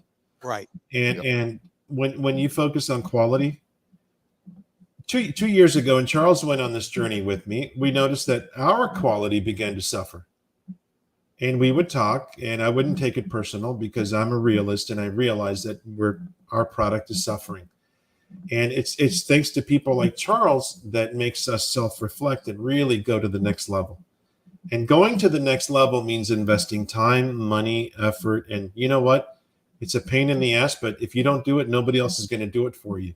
So we are where we are today because of friends like Charles and friends like Sanj and John and everybody tuning in. So we are a product of everybody's influence on us. So thank you all very much. Definitely. Awesome. Take another break here. And folks, listen, the big segment that everybody pretty much is looking forward to is going to be Smoke the Chooch is going to be coming on. And Dr. Gaby Kafie has offered to put up 5 of his personal reserves cigar boxes. So there's going to be 5 winners, 1 winner per box. You all right? And so please, if you win, don't come back and come on. Yeah, we want to do 5 people. Don't assume an alias and try to get more because we'll get their IP address. Yeah, exactly. But It's going to be $1,000 retail value that he's putting up here tonight, folks. And Gaby, thank you. That's a tremendous gesture for us to be on the show. So you winners out there, I mean, this is something special. I want you to understand that. Here's the box of what you're looking at. There's going to be 5 of those to 5 lucky winners tonight. So please stay tuned. Please hit the share button because tonight is a special night. We touched base with a lot of different subjects, and there's so much more to go. There it is, that special box. So we're going to come back. Don't worry, Doc. Frank's questions, nobody will get them. Don't worry about it. That's funny. That's funny. Do you think I should ask a question about the fly? The lifespan of a life cycle of a for those people in the beginning. They were listening. All right, folks, really stay tuned because it's going to be special. Thank you. Frank, take it away. At Norwood Royal Cigars, we have the biggest walk-in humidor in the Midwest. Our 1,500 square foot humidor is home to almost 4,000 different cigars that will meet the need of any cigar enthusiast. We have boutique blends to the more traditional selections and everything in between. From the novice beginner to the aficionado, the knowledgeable staff at NRC will find the perfect cigar for you. Located on the northwest side of Chicago, we want to be your shop for all your cigar wants and needs. As always, at Norwood Royal Cigars, light it, smoke it, love it. Over the Rhine Premium Cigars is located in the heart of Cincinnati, 50 yards south of historic Findlay Market. We offer both known brands and the finest boutique cigars available. Feel free to bring your favorite beverage and relax in Dude Daycare, where dudes of all genders are welcome. We look forward to serving you at Over the Rhine Premium Cigars. And we are a proud sponsor of the Great Cigar and Pipe Show. Experience the magic of Rockefeller Cigars today. With 11 years steeped in tradition, passion, and mystery of the leaf, Rockefeller has a cigar just for you. Be like the greatest magicians and make Rockefeller Cigars appear in your lineup with any of our 4 lines. The Nicaraguan, the Dominican Blue, the Vintage Gold, and our new LE, The Art of Magic. Cigar in the Bottle is 2 palate-pleasing gifts in 1. A specially blended Grand Pommier XS VSOP Cognac is elegantly contained in patented numbered bottles.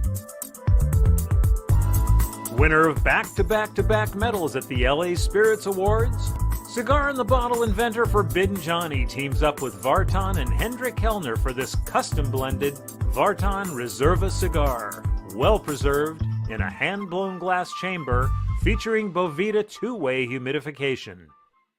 All begins at the very first climate-controlled Rodriguez Olivan cigar factory located in the Dominican Republic. Our 2 major brands include Don Olivan, which are boutique cigars suited for that individual who takes great pride in something unique. BAMF is our armed forces cigars, designed for that badass mother effer. Not only are you smoking a great premium cigar, a percentage of the proceeds is donated to our heroic men and women in uniform. And we're back. And we are back. Not for anything, guys. We've been on for 1 hour and an hour and a half. Look at this smoke. And I lit it at the beginning of the show. So an hour and a half smoke. That, Gaby, this is amazing. I'm going to tell you. Look at this. I still got another half hour to go on this. Well, look at me, but I smoke a little quicker than these guys. But Doc, you're a vacuum. I am smoking my finger soon. Beautiful. And it's not smoking hot. It's not burning hot. I'm getting full flavor. This ultimately was the San Andreas. And let me tell you, I've got great chocolate, like deep, dark chocolate. Love, love, love. I want to first say thank you, guys. The tobaccos that we're working with now, since 2020, none of the binder, filler, wrapper tobaccos, when we say 4 years, that's mandatory. It's not something that I created. It's something that La Aurora stands behind. A factory that is of the highest respect that I'm honored to work with. And I really began to discover that tobaccos that are properly fermented, not just single, double, triple fermentation, much longer than I was accustomed to. Right. I'm not going to talk about other brands. I'm going to pick on my brands in the past, right? We were hovering in the 2.5, 3 year range, and we were able to build good cigars. Where we are now is the tobacco really reaches another level. The texture of the tobacco, the pliability of the tobacco, the turgor of the leaf, the oils that are impregnated. So what happens is we begin to get a leaf. Maybe it has shrunk a little bit more because now we've eliminated everything that is negative, right? All the byproducts like ammonia and all the chlorophyll that just leaves the tobacco leaf. But you really bring out the natural oils. And what happens is one thing that you find is that the cigar has a better draw because now you're working with more textured, rugged filler tobaccos, but also it burns slower and it burns cooler. Right. And a lot of times, of course, it depends on how loosely or how well packed a cigar is. But when you're working with that level of quality of tobacco, and it's just a beautiful thing. And the flavors, well, there's a word in Spanish called agradable, which doesn't really translate in English. It's a combination of pleasant and pleasure. It is a pleasure, and it's a pleasant experience to smoke from beginning to end. Right. And that is something that I'm really learning to appreciate and savor at this level. Right. Thanks for bringing that up. Absolutely. Oh, well, you deserve it. It's fantastic. It really is. It's a great smoke indeed, for sure. So let's just slight recap. We do have the BCA festival coming up on May 6th. Go to the website. You're going to get all the information. Join. And by joining also the BCA, you become what? Also part of the CRA or PCA? How does all that work there, Doc? Membership to the Boutique Cigar Association, those proceeds are taken and they're contributed, part of the proceeds to, we instead of trying to wrestle in 100, 200 people to join CRA, we're taking a percentage of the proceeds and we're giving the BCA what is called a corporate sponsor of Cigar Rights of America. Gotcha. And also, that is what is allowing, those membership dues is what is allowing us to build and create an affordable boutique cigar pavilion at PCA. So your membership goes directly towards supporting both associations that are the premier lobbying associations. There's a lot of people out there disgruntled at how people lobby in our industry, but let me state something that you may not want to hear. If it weren't for PCA and CRA, I think I would not be in business today, okay? Right. They know what they're doing. They're very strategic. They don't vocalize everything that they do. They disclose information as necessary so that people that are invested in them are aware that they're working, but they do so much. They do so much. And I've been with them since 2013. I know the value. I see the value. I've seen the results. And we're here to help any way we can. Now, the BCA proceeds to membership also help us build the festival. And the festivals are really all about the connoisseur. Everything is staying within the association. There's no salaries. Nobody's getting paid anything. That is something that if in the future, and the board will decide if we need to make our accounting completely transparent, then we will do so. Okay. That makes There you sense. go. I mean, And talk of the PCA Pavilion, again, 15, 20, 25 companies, whatever. Guys, all you listeners, the great cigar and pipe show will be there also doing a live show. You're going to have coffee, so you can hang out and have coffee there too. Are we having some nice music there also there, Doc? We listen, you know what? Everything comes at an expense. So You got Spotify. Thank you. The whole idea is we're going to have so much going on in that pavilion. You don't need to go anywhere else. Just come right to the pavilion. But one thing, Ronnie, is that, people, we had a brand owner at one of our meetings a couple of weeks back literally asked the question, what do I get for my membership dues? And that's a very tough question to answer in a, 2-minute response. Right. Because since August of 2016, we've been busting our ass. How do you explain to somebody 6 years of work to get to where we are? And how do you explain to somebody what it is that we're building? What's important for people to understand is that the success and the direction where we end up, our final finish line, let's call it the finish line, it is 100% dependent on the participation of each and every company and brand. There you go. So the question should not be, what do I get for my membership dues? The question should be, okay, I've joined. What can we do as a company to make sure we really make this successful for everybody? Right. And it's not, there's no arrogance, there's no egos. We have a policy at the BCA, no egos. We're all trying to help each other. And any company that succeeds, like I said, paves the ways for others. If I succeed, I pave the way for others, and vice versa. And that's the way we all need to think. It's a great community. That's what you're the person together. Who put the BCA on the map. Let's put the cards on the table. You are the man responsible for it. You're the dreamer. You have a very strong voice in other things. I believe a letter to Washington. Yeah. Simply put what is premium tobacco on the map. Right. You're a very strong player here. Wow. Jeff Borshowitz over at Corona. And I love Corona Cigar Company. They're a huge retailer. We're trying to get to the point where we can engage them, and hopefully they'll carry our products. I'm really humble, man. I'm that brand owner that just keeps grinding, and I get lucky because of it's inevitable. Hard work leads to luck, right? Right.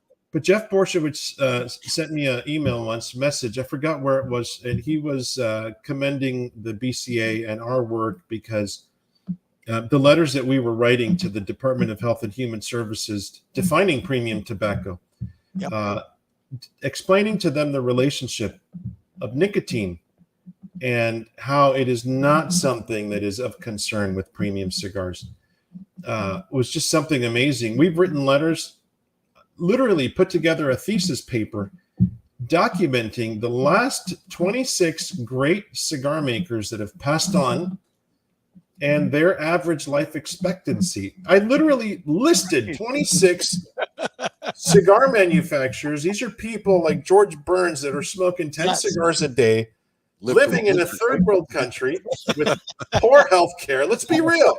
Right. And the average age at which they passed was 84 years of age. If you look at the average life expectancy of the white Anglo-Saxon male Protestant in the U.S., it was 77. It's down. Right. I think it's down 2-3 years now because of COVID. Right. So when cigar manufacturers are living on average to age 84, it's not the cigars that are killing you. The number one killer, this is my medical opinion, are twofold. Number one is stress. Yes. Number two, I think it's sugar. Yeah. There you go. It's our diet. Sugar. Sugar is the number one cause of increase in triglycerides in the human body, which leads to atherosclerosis, which leads to multiple diseases from coronary to liver to kidney to, there's so many things. It's diet and stress. Those are the two. Right. You know what we do with a cigar? We de-stress. That's right. This is true. Absolutely. This is true. You're right. You hit that on the head, right Bruce, on the head. Bruce Stark, that is fantastic. I love you. That's not what your association can do for you, but what you can do for your association. And I think he took that out of JFK and just changed the words there. Yes, Charles, sugar is the silent killer for sure. It is. Now when I I say cigars, lived to what, 92? 92. 92. And he drank bourbon, and he smokes cigars from morning till night. So if you could picture Marlon Brando in the yard spraying, watching over, that was our grandfather. That's the way he was. I do want to say one thing. It's really important, and Dr. Schneider, the man that built the Davidoff company, I don't know the exact quote, but he had gifted Mr. Sahakian of Davidoff in England a box of cigars, and on the backs of the cigars, one of the things he wrote is, if you're going to smoke quality cigars, right? Right. And from a health perspective, I had this conversation with Manuel Inoa, the master blender at La Aurora, about fermentation and aging. And what happens is, and most people don't really know this, but when tobacco is not properly fermented, there's still ammonia in there. And ammonia, when it's burned, it produces nitrosamines. Nitrosamines are cancer-causing agents. So when you smoke cigars, it's really important to focus on smoking quality tobacco, well-aged tobacco. Right. And you'll know the principal way of knowing for the layman, right, or woman, is if you smoke a cigar tonight and you wake up tomorrow morning and you still have cigar breath going on, that cigar was heavy in ammonia. Yep. A quality aged, well-fermented cigar, tobacco in a cigar, within 30 minutes, your palate should be clean. Right. It shouldn't linger for an extra day or for hours. So smoke quality cigars. That's rule number one. Do we have a number 2 and a 3? Yeah, well, number 1. That's all you need is number 1. That's it. I mean, well, there you go. 2 and a 3. There you go. Class 101 in session. Anyway, Doc, I know it's getting late and we've taken a lot of your time. And again, thank you. Thank you so much for doing this. It's the least I could do. You guys are shedding light on me, on the association, on things that we do. And I think the message is important. And I know we're going to get into the Smoke the Chooch segment, which is quite an experience, I have to admit. It's not for everybody, but it's for tonight. Everybody, tell them exactly 5 boxes. Tell them about this personal reserve. So this is a cigar that I produced in 2019. It took me 3 years to make this blend. We released it to market in 2019, and it fell into 2020. And this is such a special blend. It's a Mexican San Andres wrapper, aged 4 years, the wrapper. It's a 5-country blend. What's special about it is that we made the cigars soft pressed. So I'll pull one out. I don't know if you can appreciate. It's kind of a box press. There you go. There's the box press. Yep, it's a soft box press. A soft box pressed, correct. And this cigar, the 5-country blend, one of the really special tobaccos that it has is some Brazilian Matafina on the filler. It's such a special blend that the package that you're looking at was nominated Best Brand Honduras by Cigar Journal magazine. Awesome. So in 2020, when we shut down our factory, I had about 30 boxes of these left. And I literally just put them away. I said to my wife, we're not selling them. We're keeping these forever and ever.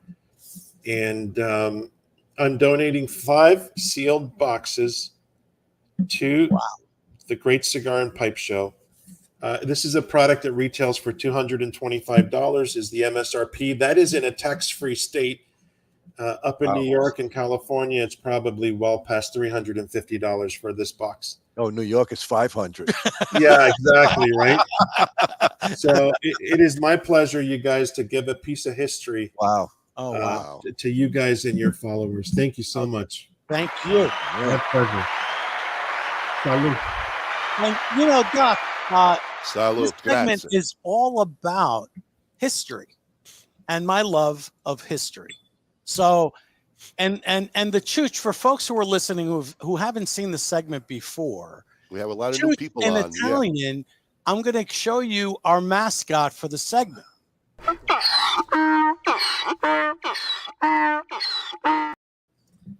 Now, I'm so glad you showed the face, not the.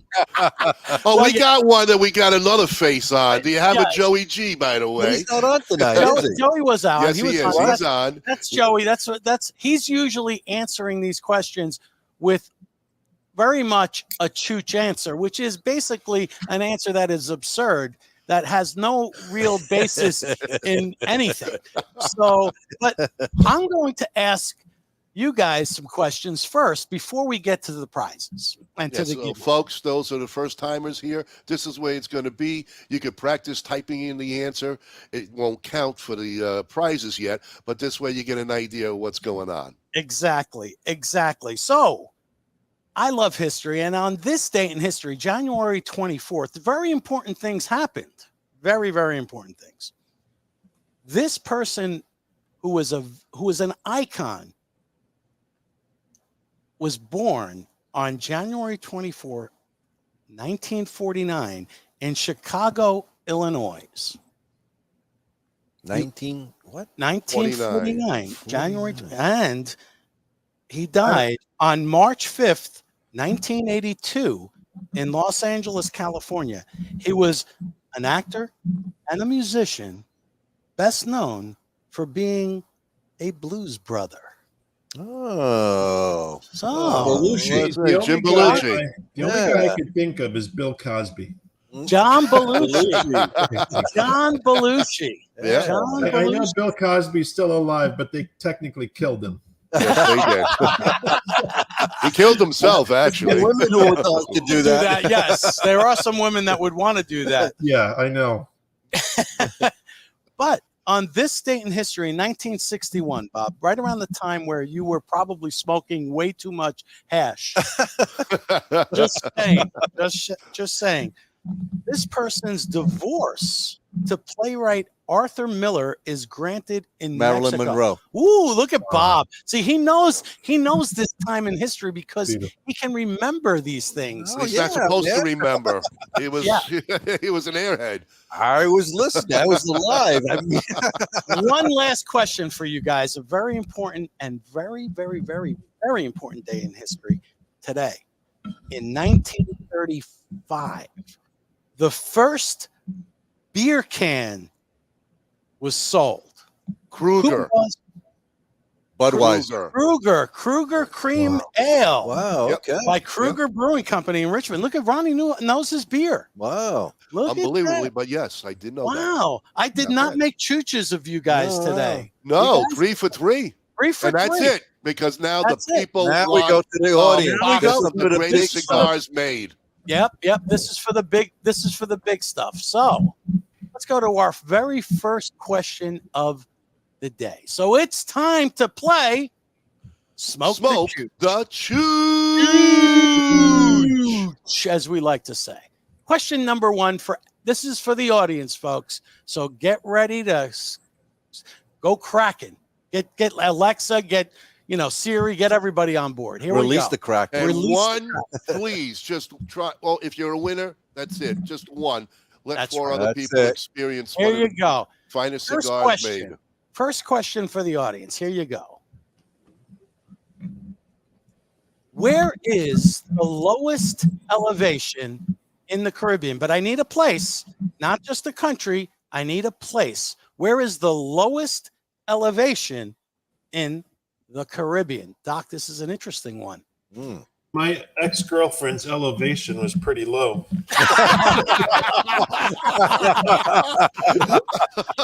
she was from Trinidad. There it is. Aruba? No. Barry, that's a chooch question. Answer. That's a chooch answer. Wait a minute. Somebody. Oh, wait. Could this be correct? Lago Enriquillo. Could that be the correct answer, folks? Look. Wow. Oh, that goes to John Harper. Is it? John Harper, I think. Wait a minute. Hold on, let's double check. Let's look. I think John beat Kirk. I don't think so. All right, let's see what we got. No, Kirk Preston. I'm sorry, Ron. Kirk. Wait. No. Let's see. We've got a bunch of them. Lake. We've got Jose Martinez saying, like in the DR, Jose could be the first one. It is actually Jose. Jose Martinez is the first. Sure? Bravo. Okay. Yes, All right. I am sure. Bravo. I'm seeing different ones. Aruba. Yep, I'm looking at it. You are not allowed to Google this shit. Oh, they are. Then nobody will get it. So, yes, that is the correct Wow, answer. yeah. Very, very well done. Very well done. All Okay. right. Okay, let's go to our second question here, folks. Second question for the box. February 14th is St. Valentine's Day. In 1983, that date marked the entrance into what new sector for La Aurora? Oh, What new sector? Oh, boy.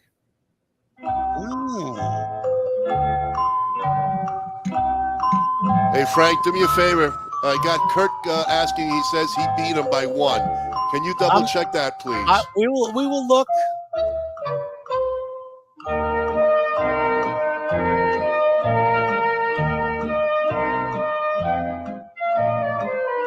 Dan Augusto says banking. No, that was a good answer, but no. No, people are still looking. They're Well, doing. Alexis is working on overtime here. I know Alexa's working big time on in She overtime. might crash. Oh, wait a minute. I see a Charles says Presidente beer. Wow. I'm going to give it to Charles because yes, it wasn't president, but he did say beer. Presidente did come it was part of the brewing company, so I will allow that as the correct answer because the answer is beer. Beer, the opening of the Bohemia Brewery. Wonderful. Yep. Okay. Yep. All Yep. right. Yep. All right. All right. Very good. All right. Question number 3. Let's go up here to the old comments. Let me pull this one down. Let's go to question number 3. All right. Here we go, folks. Next box. What city is the oldest European settlement in the Americas, founded by Bartolomeo Columbus in 1496? Wow. Wow. Yeah. 1496. Wow.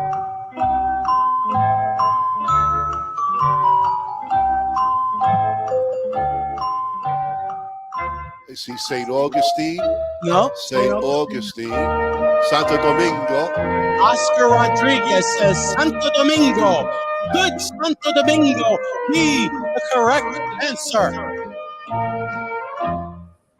Santo Domingo. Oscar, I'm so glad you got that. If you didn't, I would have been worried. I would have been worried. Santo Domingo. The doctor wins the doctor's cigar. All right. Okay, let's pull that one down. Timeout. Timeout. Yes, go ahead. Go ahead, Doctor. I must say, Dr. Rodriguez, I love you. I will personally send you that box, but we should give it to the next guest. Okay, let's see who answered behind him. All right, go. Okay. Okay, so let's look. Let's look down the list. Havana, St. Augustine. Santo Domingo. John Harper looks like it to me. No, Don Augusto is what I have here. Don Augusto. After It's between Don yep, Augusto? Don Augusto. Dan Don Augusto. Dan Augusto. Dan? All right. So we're going to go with Dan Augusto on that one. Cigar manufacturers are prohibited from playing. And it's his birthday at 12:06. So happy birthday, Dan. All right. Hey, before you give that last one away, Frank, because I don't want to mix that No, up. we're only on number 3, Ron. I know. But more. before we give the last one, we really do have to check Kurt and Jose, because Kurt says he was there, so we got to backtrack. I want to make sure we don't scoff at anybody. I will go back. Let's see. We'll get the good doctor to double check us here. The first question we're going back to? We're going to go to the first question altogether. which Kurt answered, and also we have a winner here for Jose Martinez. We just want to make sure it's right, guys. We don't want to rip anybody off and piss anyone. No, we don't want to piss anybody off. That's not what we're about. But, you know, we've got a lot of interesting. We got John. We've got Mike. We've got Kurt. He sent me a picture. Right after Jose. If you look on our list here, Doc, even you can give us a confirmation. I'm freaking blind, man. I'm trying. Don said Lago. Lago's not enough. First answer was Barry Bones says Aruba. And Aruba is obviously wrong. Jose was the first one that says Lago Enriquillo. Mm-hmm. So, and then Kirk was right after him at Lago Enriquillo. Yes, so, it did come. It came in at the same time. Jose Martinez was first. Right, Jose Martinez was first. You got to get faster internet, Kurt. You got to get a faster internet. Kurt's in Nicaragua. What can I tell you? You know, Yes, all you got to do is walk out of your house and go to the factory. You're right there. All right. Again, Kurt, sorry. You know, they see it. What kind of, you know, it is what it is. We got to go, you know, I got to go to the videotape, and we had the good doctor go to it. You know, if you're not going to take our word on it, you got to take the good doctors. So there you go. It's all right, there. It's official. It is official. All right. Okay, all right. Let's go down to, we are now on number 4. Okay, here you go, folks. Be ready. Start your the normal. Start your series. Start your engine. Start your engine.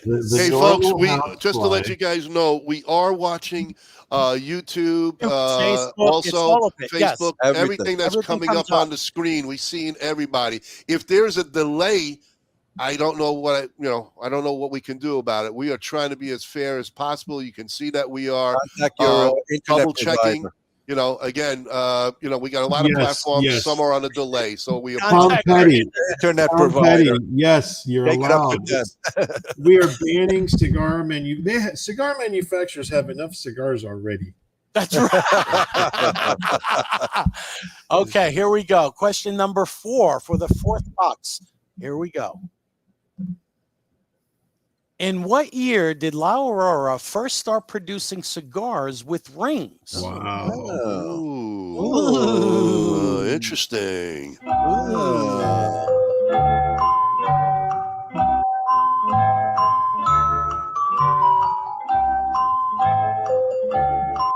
That is a tough question. 1896 by This is wrong. Kevin. 1863 by Chad is wrong. 1912 Kelly's wrong. He's close. I'll tell you that. Dr. Rodriguez, you're fired. 2018. All right. What's he smoking? I think he's taking some of his own pills. I don't know. 1468. Oscar, you've been drinking. 1468. We got a lot of ammonia there. Read the question, folks. It's right on the screen. In what year did La Aurora first? Oh, wait a minute. Could we have an answer that's correct? Dad says 1914. Let's take a look. Is that the correct answer? 1914, folks. 1914. Wow. Chad, one of our recent winners of a lot of prizes lately. Thank you, Chad. That's awesome. Fantastic. You come back next year. That just goes to show that the first 11 years of their factory, you don't need cigar bands. Right. No, back then. You don't. Not at all. And Dr. Oscar says that he is a chooch. All right. Love you, Oscar, my hermano. Okay, for the very last box, folks, the very last box for tonight. And this is one last lucky winner. Let's see who gets this one. Here we go. Where is the highest elevation peak in the Caribbean at 3,087 meters altitude? Man, that's high. That's high, Bob. That's higher than you I had were an in ex-girlfriend that hat. It's a family show, Doc. Yeah, sorry.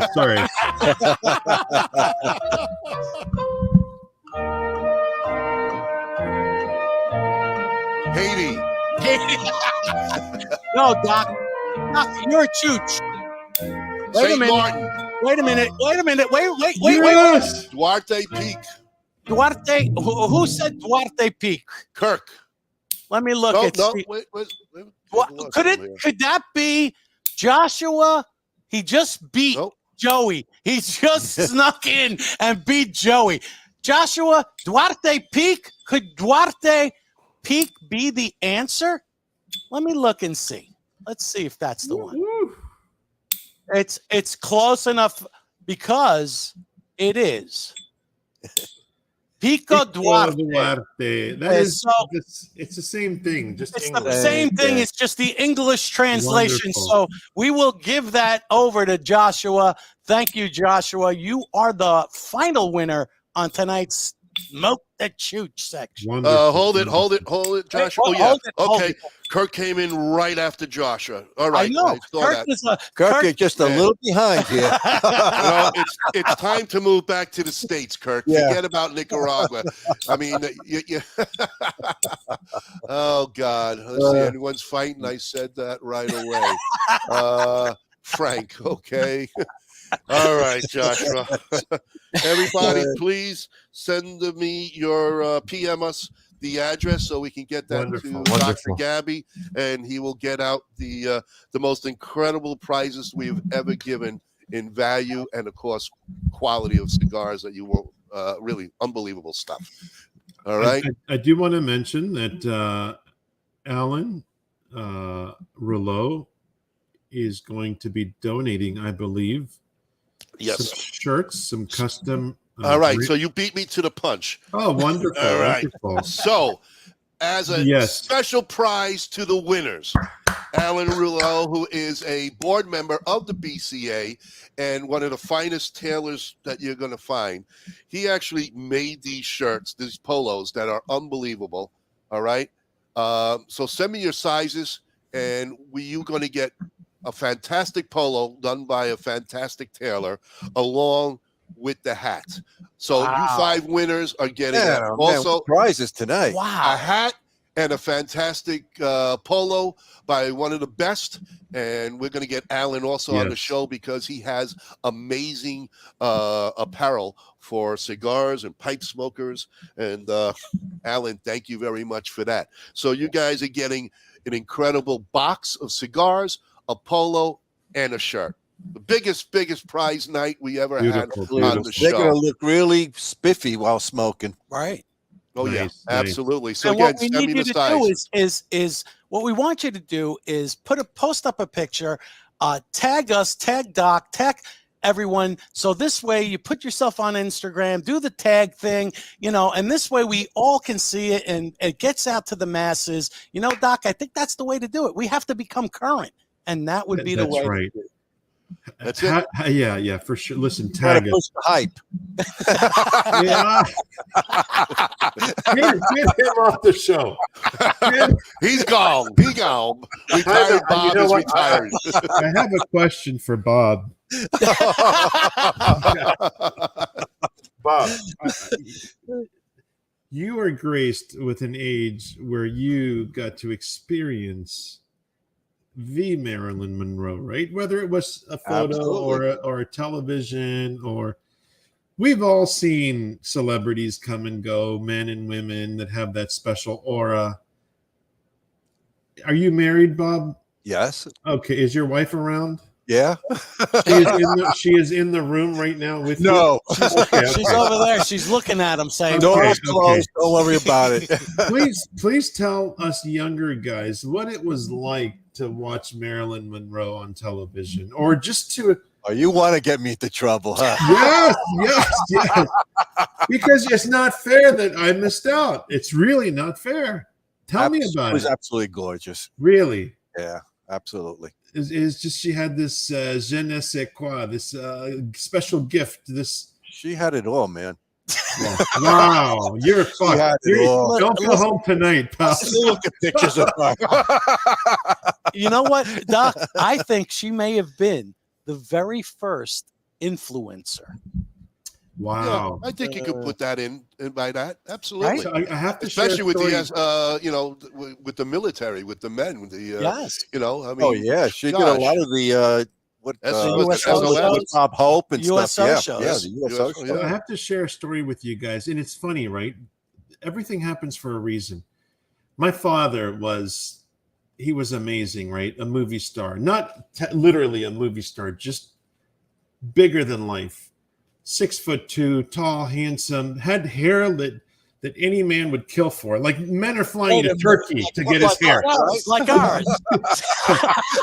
I mean, and in his early 20s, back in those days, a suit and tie was normal attire. Right. You know, of course. That's true. And my father, the family was in the textiles business, still is 100 years later, and he only wore the finest silk.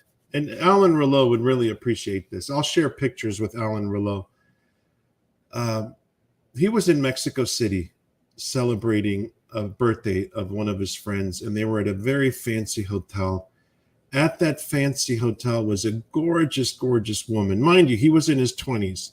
My father was born in 1937. He's passed on. God rest his soul. But at that hotel, music was playing. People were having dinner, and a song came on. I don't know the song, but I'll never forget the way my father told me the story. He saw a woman across the hall, and I'll tell you something. My mother, God bless her, she's still living. She's a beautiful woman, gorgeous, gorgeous, gorgeous, gorgeous, inside and out. And my mother actually loves to hear this story because it says a lot about the man my father was. He saw this woman across the hall, Mexico City, fancy hotel, beautiful evening. Everyone's dressed up. The music is right. I mean, it's just, imagine the ambiance. And he sees this gorgeous woman. And of course, she's talking to another man at a table. They're sitting in a group. But my father walked up and asked her to dance.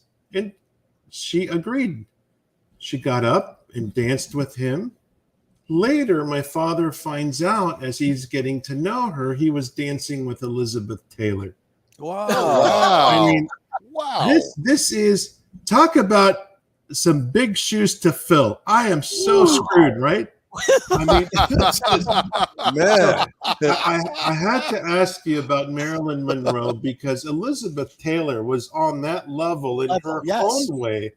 Yes. And when I think about that magical era where men were men and women were women, it was okay to be sexy and it was okay to be a manly man and just well composed and having the character to go after what it is that you want, not being timid.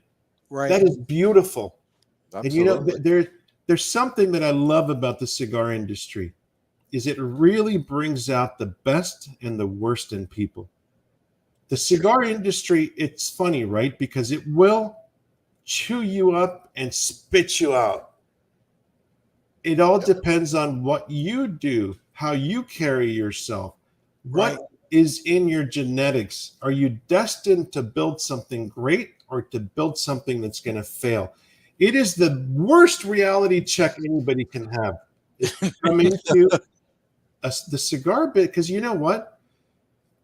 The connoisseur makes us or breaks us. And I think that's what I love the most about this industry is the challenge to survive, the challenge to keep pushing forward and to really do things that nobody else really wants to do. Anybody could put a band on a cigar.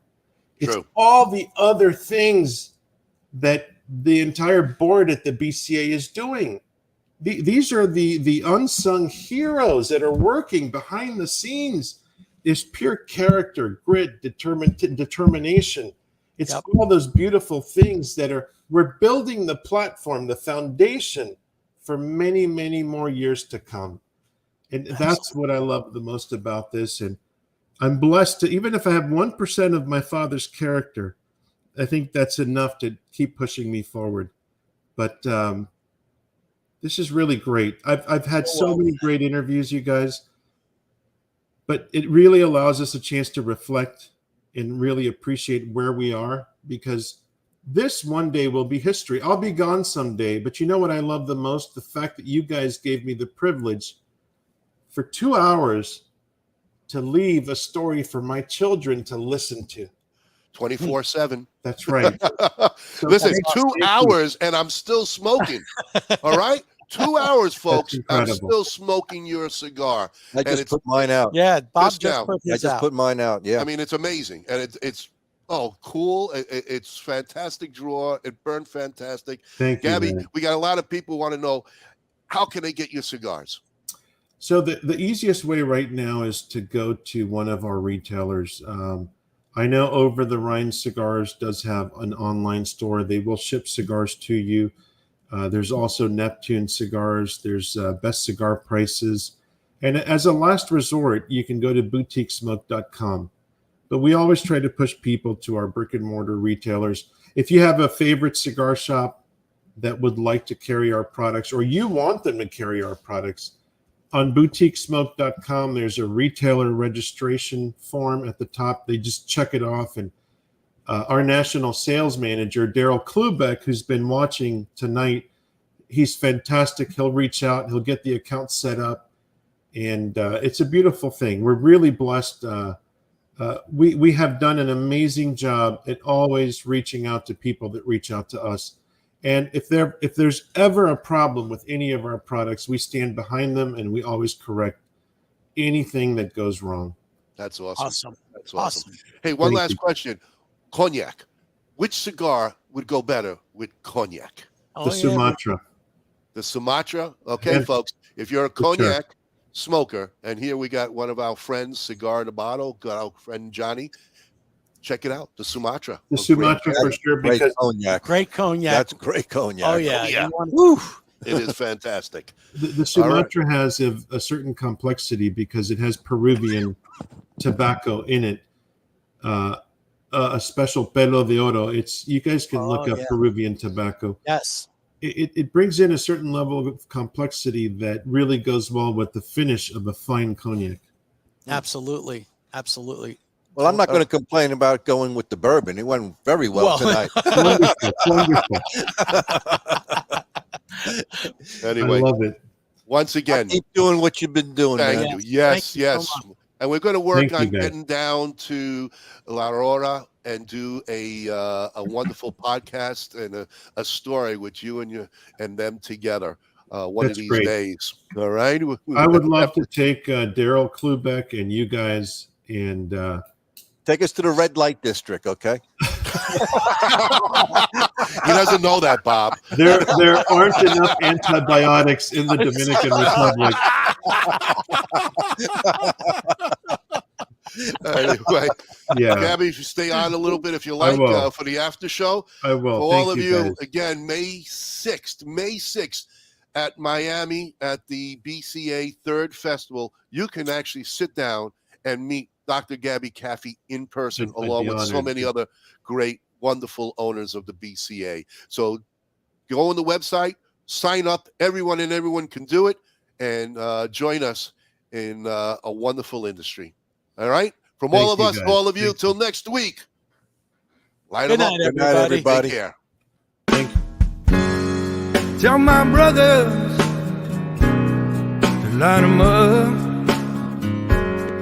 We'll drink that whiskey from those old dirty cups. We'll toast to the present, the future, and the past. This ain't my first drink, but it ain't my last. 'Cause this world is so beautiful. I see its love come shining through. This world is so beautiful. I feel its love come shining through. This world is so